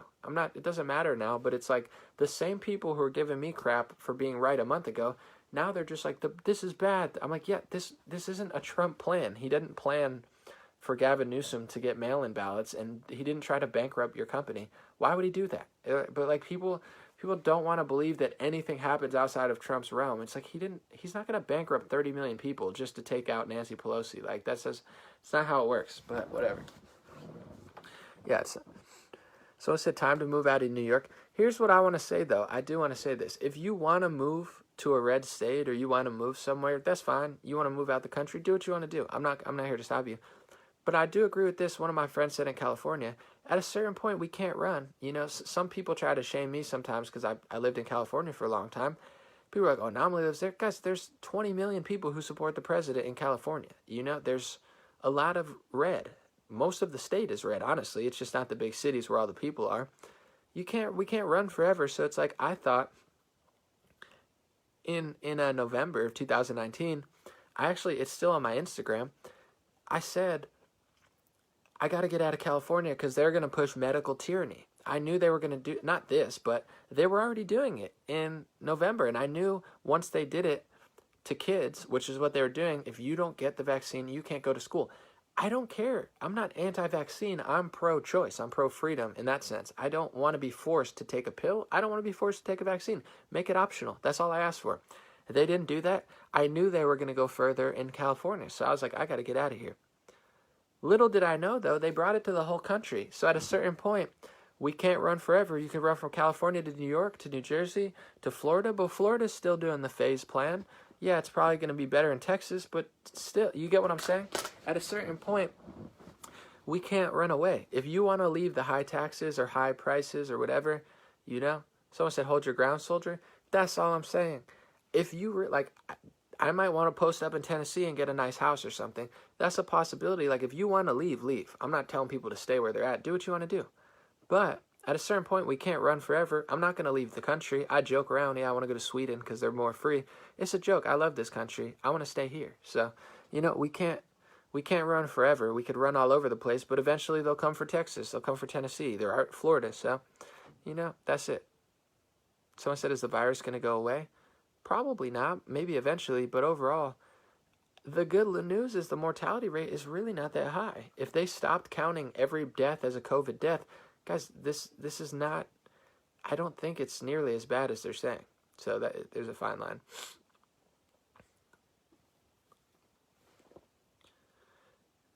I'll read this, Dana, because I think everyone from Texas would appreciate this. Dana said, I'm Texan and Texas, hold on, sorry. I'm Texan and Texans are friendly, but please don't move to Texas with your same liberal voting policy practices. I think that's fair. Anybody in Nashville, Tennessee, Texas, if you run to a conservative state because you're sick of liberal policies and what's going on there, the least you could do is not bring that to Texas, Because people are like, oh, LA's too dirty, let me go to Texas. And then they vote for the same thing that made it dirty, which is not cool. Stephanie, I hear you. Here I'm going to read that. Danny said here in NJ, they are looking to hire tracers with military background required. Yeah, it's going to get weird. To anybody in New Jersey, Governor Murphy is just like exactly like Cuomo and Newsom, if not worse. This really showed a lot of people. Like Whitmer, I knew nothing about, but I was like, yo, that lady's on a power trip. Murphy is like Mr. Extension. He's locking down longer than California, which is shocking. It is worse, which is understandable, but you get what I'm saying? It's very bizarre. I wonder how Obama would have handled all this.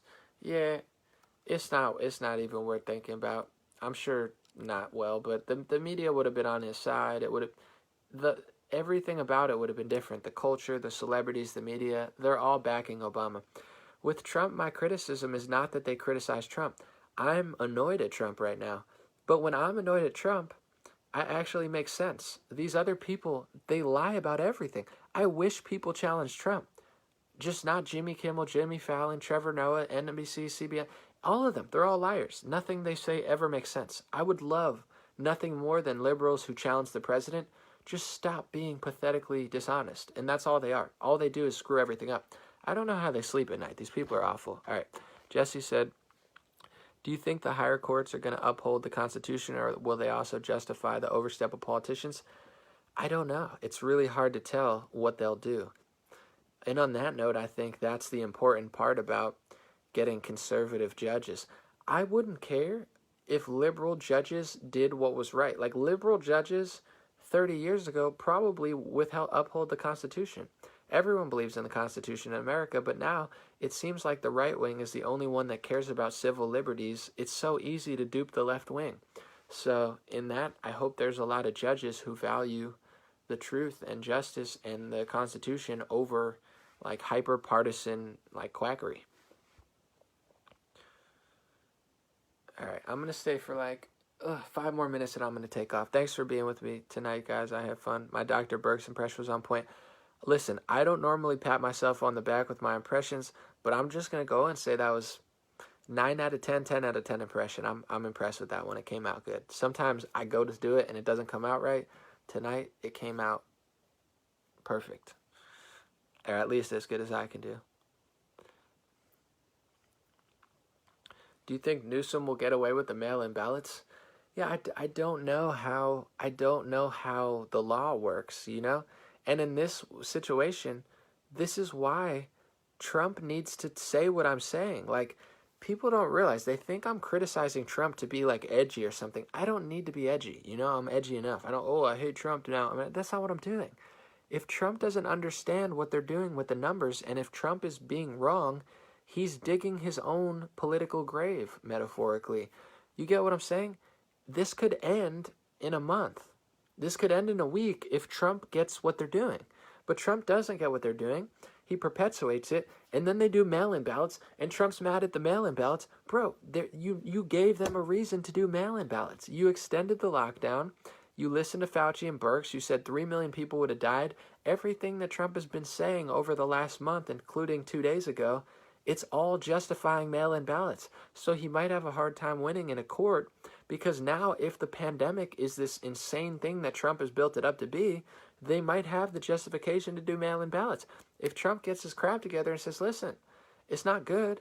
People dying isn't good, but they're not counting right. Everybody with COVID dying from COVID, that's a crazy way to count. That's nuts. It's like saying if you died with a headache, but you had a heart attack, that it was the headache that killed you. And then there's 200,000 people dying of headaches, or 300,000 people dying of the common cold because they had common cold when they got hit by a bus. That's how they're counting COVID-19. Anybody with it died from it. It's a contagious virus, which means they're inflating the numbers probably by 2, 3, 4 times, if that. Like, 60 million people or so get common cold. That's 1/6 of the population will get the common cold. COVID-19 is a coronavirus. It's probably that contagious. So you're talking about 1/6 of the population gets common cold, 1/6 of 2 to 3 million people who die. That's a couple 100,000 people that would die of the common cold every year if that's how they counted the common cold. But they know when you die with the common cold, you didn't necessarily die from the common cold. Some people do, but not very many.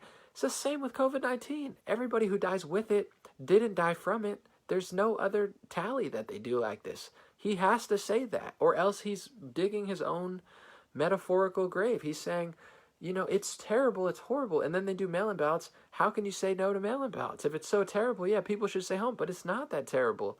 So you get what I'm saying? I'm not saying this and then the people who get the most mad at me, they're all like, mail-in ballots are bad. I said that a month ago. I know what they're doing. It's so obvious. So the same people that try to resist me, then all of a sudden they're like, how do we stop this? By not saying it's this bad. But I don't know the court system. Hopefully he's got a trick up his sleeve, but I'm sure they're going to fight it to the death.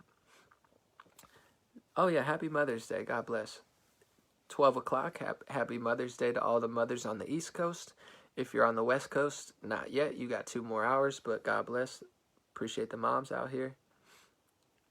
And my mom, but I can't call her right now. It's too late. She would be pretty angry. Actually, she wouldn't be angry. She'd probably be nervous. Like, why is he calling at 1 o'clock?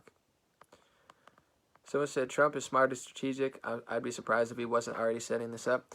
We'll see. I mean, it's going to be a crazy couple months. If Trump wants to win, he's got to figure out how to stop the mail-in ballot. We'll see what plan he has. There's an election next week or this week, so we'll see. All right, I'm going to stay for a couple more minutes, and then we're going to roll out. I'm having fun tonight, though. I'm going to keep this one up, most likely, and I'm going to put it on YouTube. I think it was a good one. Oh, I got to stretch. I actually have food here, too, but I'm not eating it. I decided to stream halfway through eating. Hold on, I got a crappy iced tea, too, but it's good.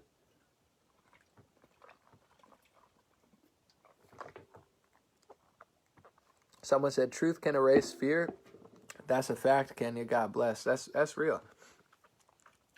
Truth can erase fear. I like that. That's real. And that's what, not to keep harping on this because he's not the only one doing it, but Elon was explaining, he was like, we need a clarity of information, he called it, which is the same thing as the truth. The truth about coronavirus is the way to get away from fear. I was afraid of it for a couple days until I realized what they were doing. Like you said, the truth is the end of the fear. Once you realize the truth, you're like, oh, and it's not a lie. It's not like I'm lying about it to fear. It's like that's how they're counting. The truth makes it way less scary, but they don't want that to get out. That's why, the Democrats are worse in my perspective, but Trump needs to drop this 2 to 3 million people are dying. Like, to me, that's adding to the fear. I don't know if he's doing it purposely. Maybe he's got a trick. Maybe it's a political move. It's an election year. I don't know, but I don't think he's going to be doing himself very many favors because it's a beautiful thing. Like, I know so many people that are scared shitless of this. If you have the president, who they like more than me, say, hey, protect yourself, but don't be afraid of this because this is how we're counting. This is what's going on. This is the mortality rate. It's actually, if you're not afraid of the flu, don't be afraid of the coronavirus. But they got everybody scared. How could you not be scared? You're going to a supermarket. You look like you're in a video game. I'm like, what the freak is going on here? Everyone's got bandanas. 2 months ago, they're like, if you go into a bandana to a bank, we're going to arrest you. We're going to say you're a criminal. Now they're like, can you please wear a bandana into my bank? It's like, this is loopy world. This is like a Netflix special that they just manufactured. So I said, what about Bill HR 666? All right, I'll look it up because obviously I've peeked at it, but I haven't read the full thing, so we could check it out right here. Let's see, HR. Of course, it comes up right even before H&R Block. H&R Block, get your taxes done with us. HR 6666, right on the government website. COVID testing, and they're going to do, they did this with the Bill Gates thing too. They have a Snopes, and they're like, did Bill Gates do the 666, and patent? They're like, no, he didn't do the 666 patent. He did the 060606 patent, and it's about that. Like, they always debunk it, but then so they're going to be like, this isn't the 666 patent. This is 6666. There's 4 of them. Or like, we get it. All right, whatever. COVID-19 testing, reaching, and contacting everyone. Trace Act. Dear Lord. This is just, talk about, if like people already know right off jump, Christians are looking for the 666. It's in the Bible. It's in Revelations. It's in Mark of the Beast. It's called 6666. HR 66666. COVID-19 testing, reaches, and contacting everyone. Guys, crazy. I mean, either they're trolling Christians or it's just the Bible knew exactly what was happening, but whatever.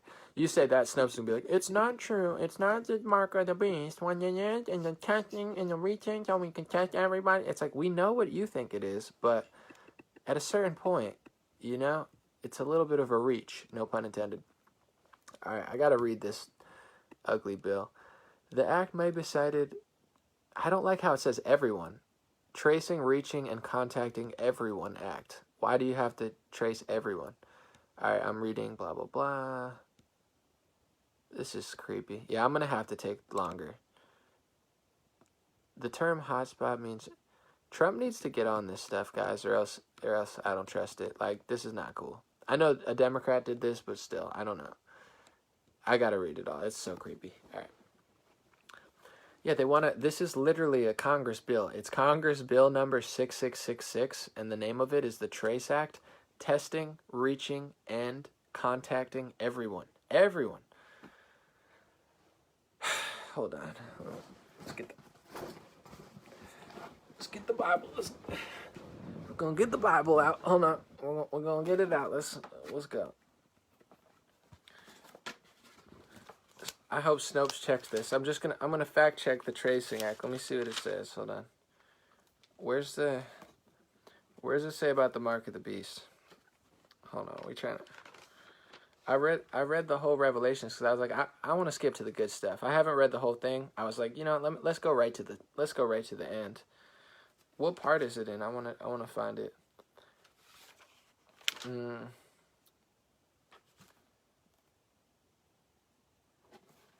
I do want to read this too real quick. I'm not trying to turn this into a religious session, but you know how a lot of Christians are always trying to say, I know the world's going to end tomorrow. Like that's happened since the 60s. You've had the crazy pastors that are like, everyone's going to die on 1975 on September. It actually says right here in Revelations, I'm going to read it. It says, I warn everyone who hears the words of the prophecy of this book. If anyone adds to them, God will add to that person the plagues described in this book. If anyone takes away from the words of the book of this prophecy, God will take away that person's share in the tree of life in the holy city, which are to be described in the book. So it literally says, don't add to this and don't take away. And it's funny, the Christians that get mad at me, like the ones who read the QAnon stuff like religiously, they're like, you don't believe Q, you don't like God. I'm like, it says in the book not to worship idols and also not to add to the prophecy. I'm not saying you could like whatever, but the people that bug out at me, they're like, don't question Trump. Don't. It says right there not to do too much, but whatever. I want to see the mark of the beast thing. Just regardless of your religion, it is interesting. They're like, it's like the mark of the beast is 666. They're talking about something that's going to go in everybody. And then they do a Congress Testing Act 6666, testing, reaching, and contacting everyone. These people are tone deaf. Here it is. Let's see. This calls for wisdom. Let anyone with the understanding calculate the number of the mark of the beast. For the number in its person. The number is 666, and it says, hold on. I need to find the part that says everyone's gonna. Lord. Also, it causes both small and great, both rich and poor, both free and slave, to be marked on the right hand or the forehead, so that no one can buy or sell who does not have the mark, that is, the name of the beast or the number of its name.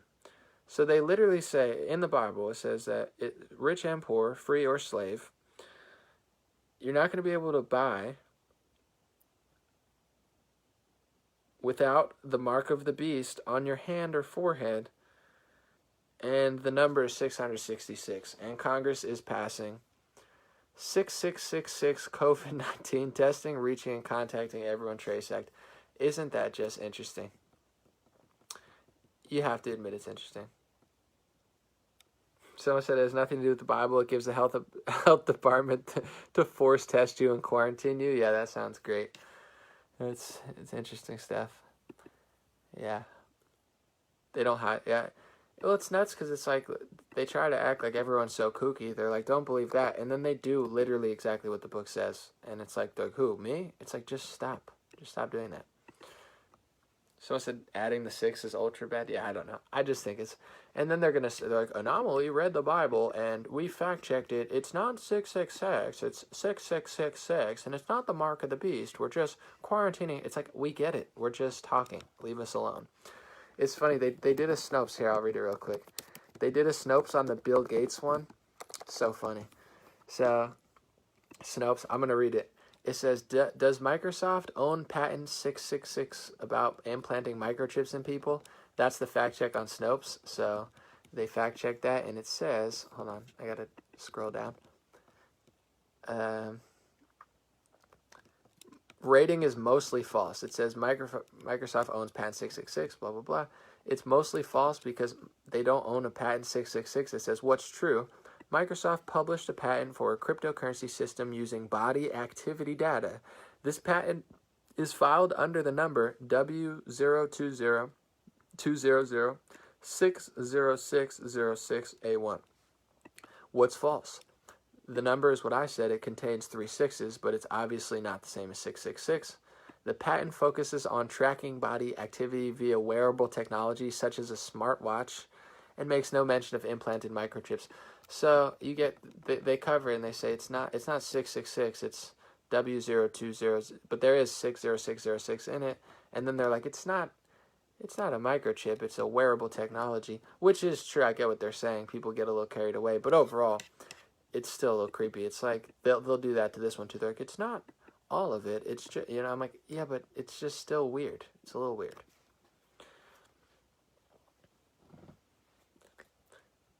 Someone said Facebook keeps knocking me off. Yeah, I don't know what's going on. Sorry. Hopefully you don't get knocked off. Knock it off, but don't. It's interesting to say the least. Someone says Snopes is wrong a lot. Well, what Snopes does, because I mean, in some cases they do okay work, I guess, but what they do is there's a certain narrative that you could tell they're more left wing and they're not like deep divers or whatever. So they try to kind of craft a narrative, and you can see that in certain. I did a whole episode about it, but they'll ask. There's a lot of people asking questions. They'll ask the question in a certain way, and then they'll debunk it. You get what I'm saying here. I'll find another one because Luke Montagnier. There's a guy who won a Nobel Peace Prize who thinks that the virus is man manipulated. So I'm gonna show you the bias of Snopes because this really did happen. It said, did this Nobel Prize winner say COVID-19 was lab created? Hold on, my internet is slowing down. Hold on a second. Sorry, I got some weird pop-ups. All right, so. Did this Nobel Prize winner say that COVID-19 was lab created? It says true, correct attribution. So it doesn't even say true. Normally it would say it did happen. This is real. Luc Montagnier has a Nobel Prize and he discovered HIV and he thinks that the virus was man manipulated, created in a lab. That's true. So instead of true, these are the games that Snopes play. They say check mark, correct attribution. So it doesn't even say true, it just says correct attribution. But right under it, it also says, keep in mind, the opinion of one person does not outweigh the consensus of the scientific community. So they can't just tell you that it's true, because it is true, what they're saying he said. It's true that he said that, but they won't say the word true, and they tell you right under, keep in mind, his opinion doesn't matter. So these are the games they play. When they have to tell you it's true, they'll be honest about it, but they won't say it's true. Everything's a game with them. You search something on Hillary or somebody that they like, it's all a PR movement. You search something that's true that they don't agree with, they have to tell you 50 times that they don't agree and there's other scientists that don't agree. So their whole website is extremely biased, but they frame questions in certain ways and do little things to really you get what I'm saying? It's very interesting. I did one on Uranium-1 too. They debunked the Uranium-1 thing, but the way they did it is hilarious. And if you know stuff and read it, it's pretty funny. But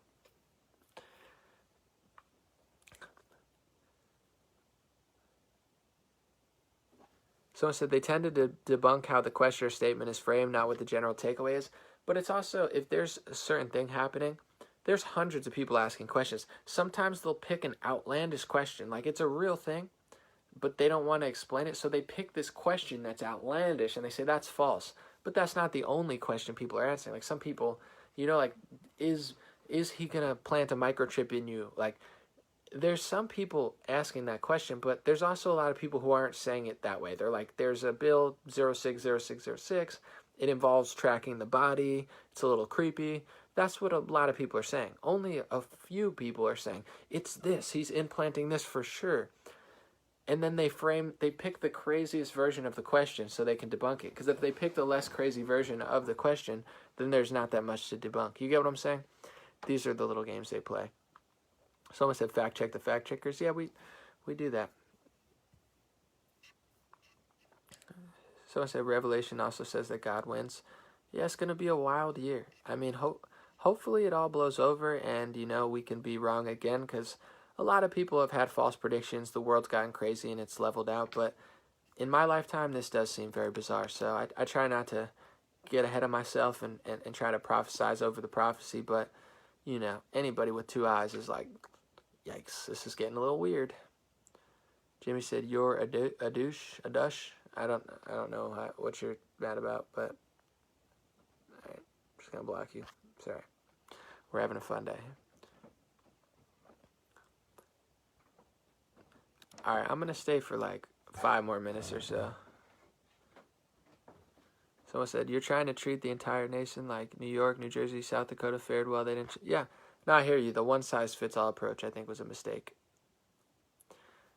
We'll hang out for a couple more minutes, and then I'm going to roll out. Michelle as a VP, I don't know what they're doing. I can't tell if they're going to replace Biden, if he's going to stay. Michelle, I think it's going to be Elizabeth Warren, personally. The reason I think it's going to be Elizabeth Warren is because, here's my reasoning, and hopefully this ages well, but it's just a guess. They seem like they have a hierarchy at the Democratic Party. Like, Hillary was the oldest one. She was been there the longest, or, had the most connections. She was the nominee. Joe Biden was not the best candidate, but he'd been there the longest. Joe Biden was with Obama. He's older than all of them. You get what I'm saying? He felt like it was his right or whatever. Or he's the one. He won the election. So I feel like Elizabeth Warren's old and older, and she's paid her dues. She went around with Hillary. Something tells me that it's going to be her over the younger women, because it seems like they have like a power structure there, and I feel like she's the next one in line, but I might be wrong. That's just my guess.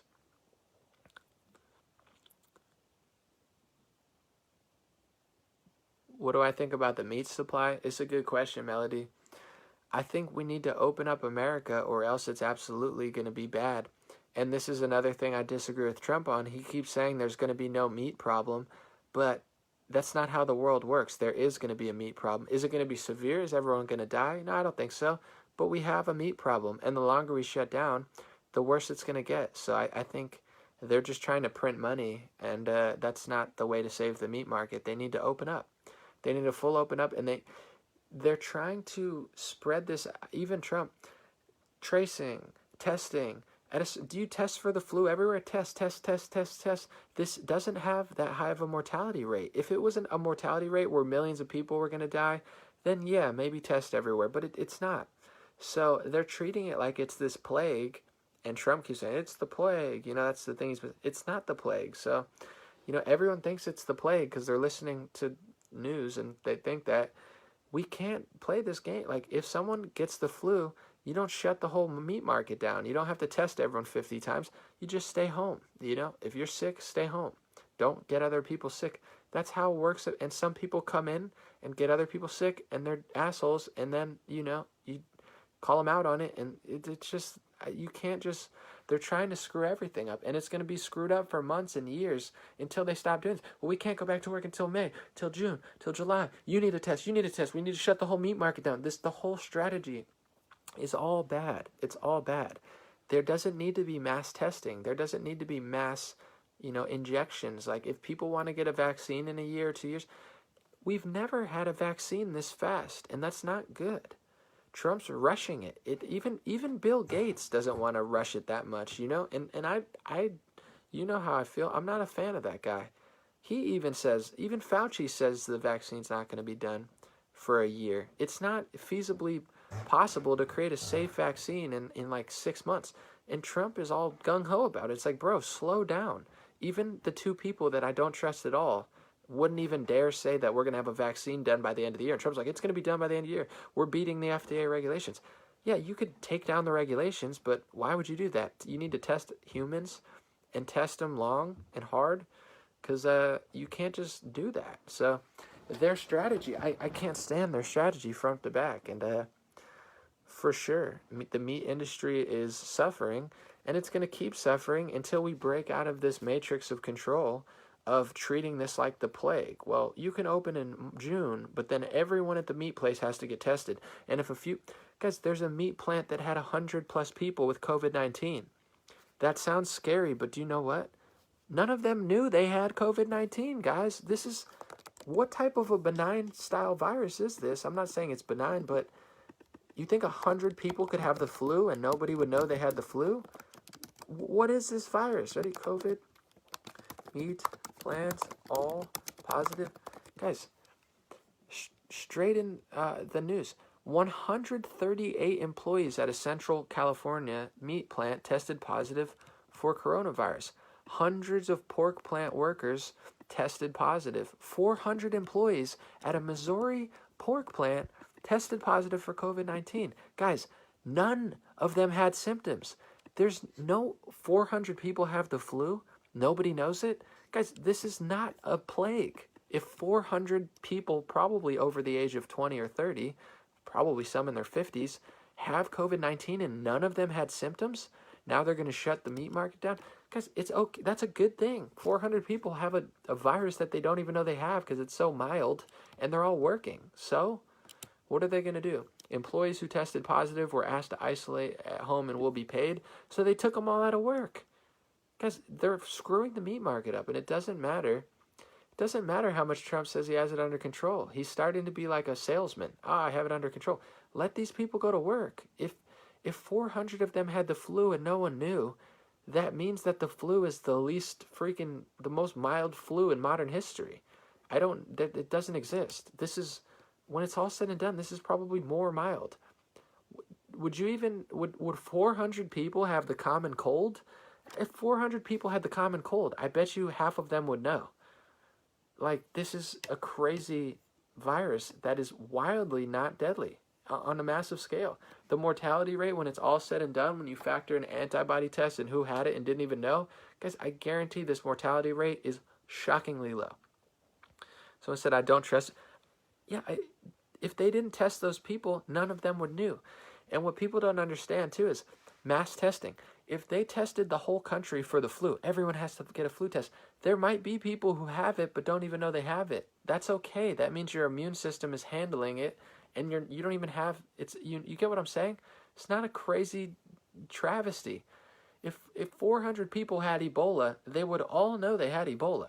If 400 people had the original SARS, they would know they had SARS. How mild is this virus that 400 people have it and they don't know? This isn't the plague. And if Trump, and I'm not even saying it's his fault, but like, oh, we got to shut it down. We got to test them. We got to shut it. Like, no, if they're all working, it's okay. It's all good. Just let them keep working. Someone said they're wasting so much meat and Smithfield is owned by a Chinese company. They're winging it. And Trump is out of his league on this one when it comes to the coronavirus. He's good at business. He's good at trade. He's even good in war, to be honest. I thought he was a good war president as far as, what he did with Syria. I thought he did a phenomenal job overall. I gave him an A. The Iran thing got a little weird, but, I'm like, I don't know what he's doing, but whatever. In this case, he's not handling this right. And someone needs to tell him. Because he's like, I got the meat market, the meat's fine. It's good when you let people work. When Trump is out there trying to get everyone jobs, who's better than Trump? You get a job, jobs. I love that, Trump. Job. But now it's like taking away jobs, and now he's in no rush to give people their job. I got the meat market, it's fine. It's not fine until you give people their job back, bro. Give people their jobs. Give them their company. Someone said, I'm still curious, what were you eating before you stopped to go live? A cheesesteak. I just have a cheesesteak. Cheesesteak with some onions, Someone said the president of Tanzania, the goat and the fruit thing. Yeah, check out my last video. It's going semi-viral. Let me see how we're doing. They recently, because the first day of it, they didn't monetize it, which is fine, but it's kind of a bummer because I spent a lot of time on the videos and then, they're not monetized. But whatever, it was fine. But they recently did it after like 2 days. They decided it could be monetized, so I'm hoping it just keeps going. It was cool. The top comment on it was somebody from Tanzania. Like, someone from that country was like, I love my president. Facebook is cool in that way. People can knock Facebook because it can get a little sketchy. But listen, we got a lot of people over the age of 20 or 30 are on Facebook. 2 billion people are on Facebook. More people in the world use Facebook than anything. So when I make a video, it's cool. Like, nowhere else would there be, like, someone from that country in Africa being like, yo, that's my president. Like, Facebook is really, world connected. So in that way, I'm very grateful that Facebook lets me do this. Let's see where we're at. It's got 25,000 shares, and how many views does it have? Let me see. Hold on, I'm going to try to watch it real quick. Oh, 365,000 views. Yeah, check out that video. It's crushing. Someone said Oreos and milk. It's a good combo, but it tastes delicious. I was eating Oreos the other day, and it was just hurting my stomach. I was like, maybe I ate too many. But my friend had Oreos. I was like, I haven't had Oreos in a while, and I started dipping them in milk, and I immediately, oh, you know what I did wrong? I ate Oreos for breakfast. That's what it was. Never mind.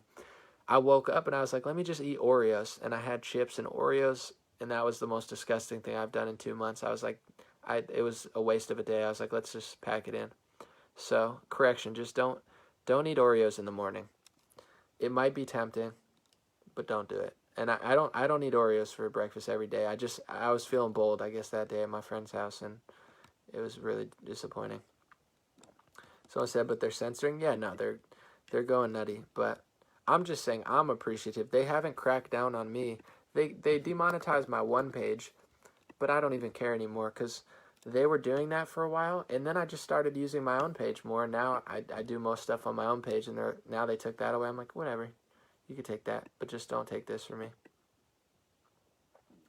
Someone said, I have girlfriends in every country now because of Facebook. Haha, just kidding. Oh my goodness, you're a wild one. All right, I'm gonna take off. I'm gonna save this video. I had a fun time. I think it was pretty standard, pretty easy. So. Someone said pizza's better for breakfast. No, that's not true. And, it's messed up that they told us that. You remember the pizza bagel commercial? They were so sneaky in the 90s. It's insane. They were like, pizza in the morning, pizza in the evening, pizza at supper time. If pizza's on a bagel, you could eat pizza anytime. They literally tried to tell me that, convince my mom to let me eat pizza in the morning on a bagel with, you remember pizza bagels? And then they had Totino's pizza rolls.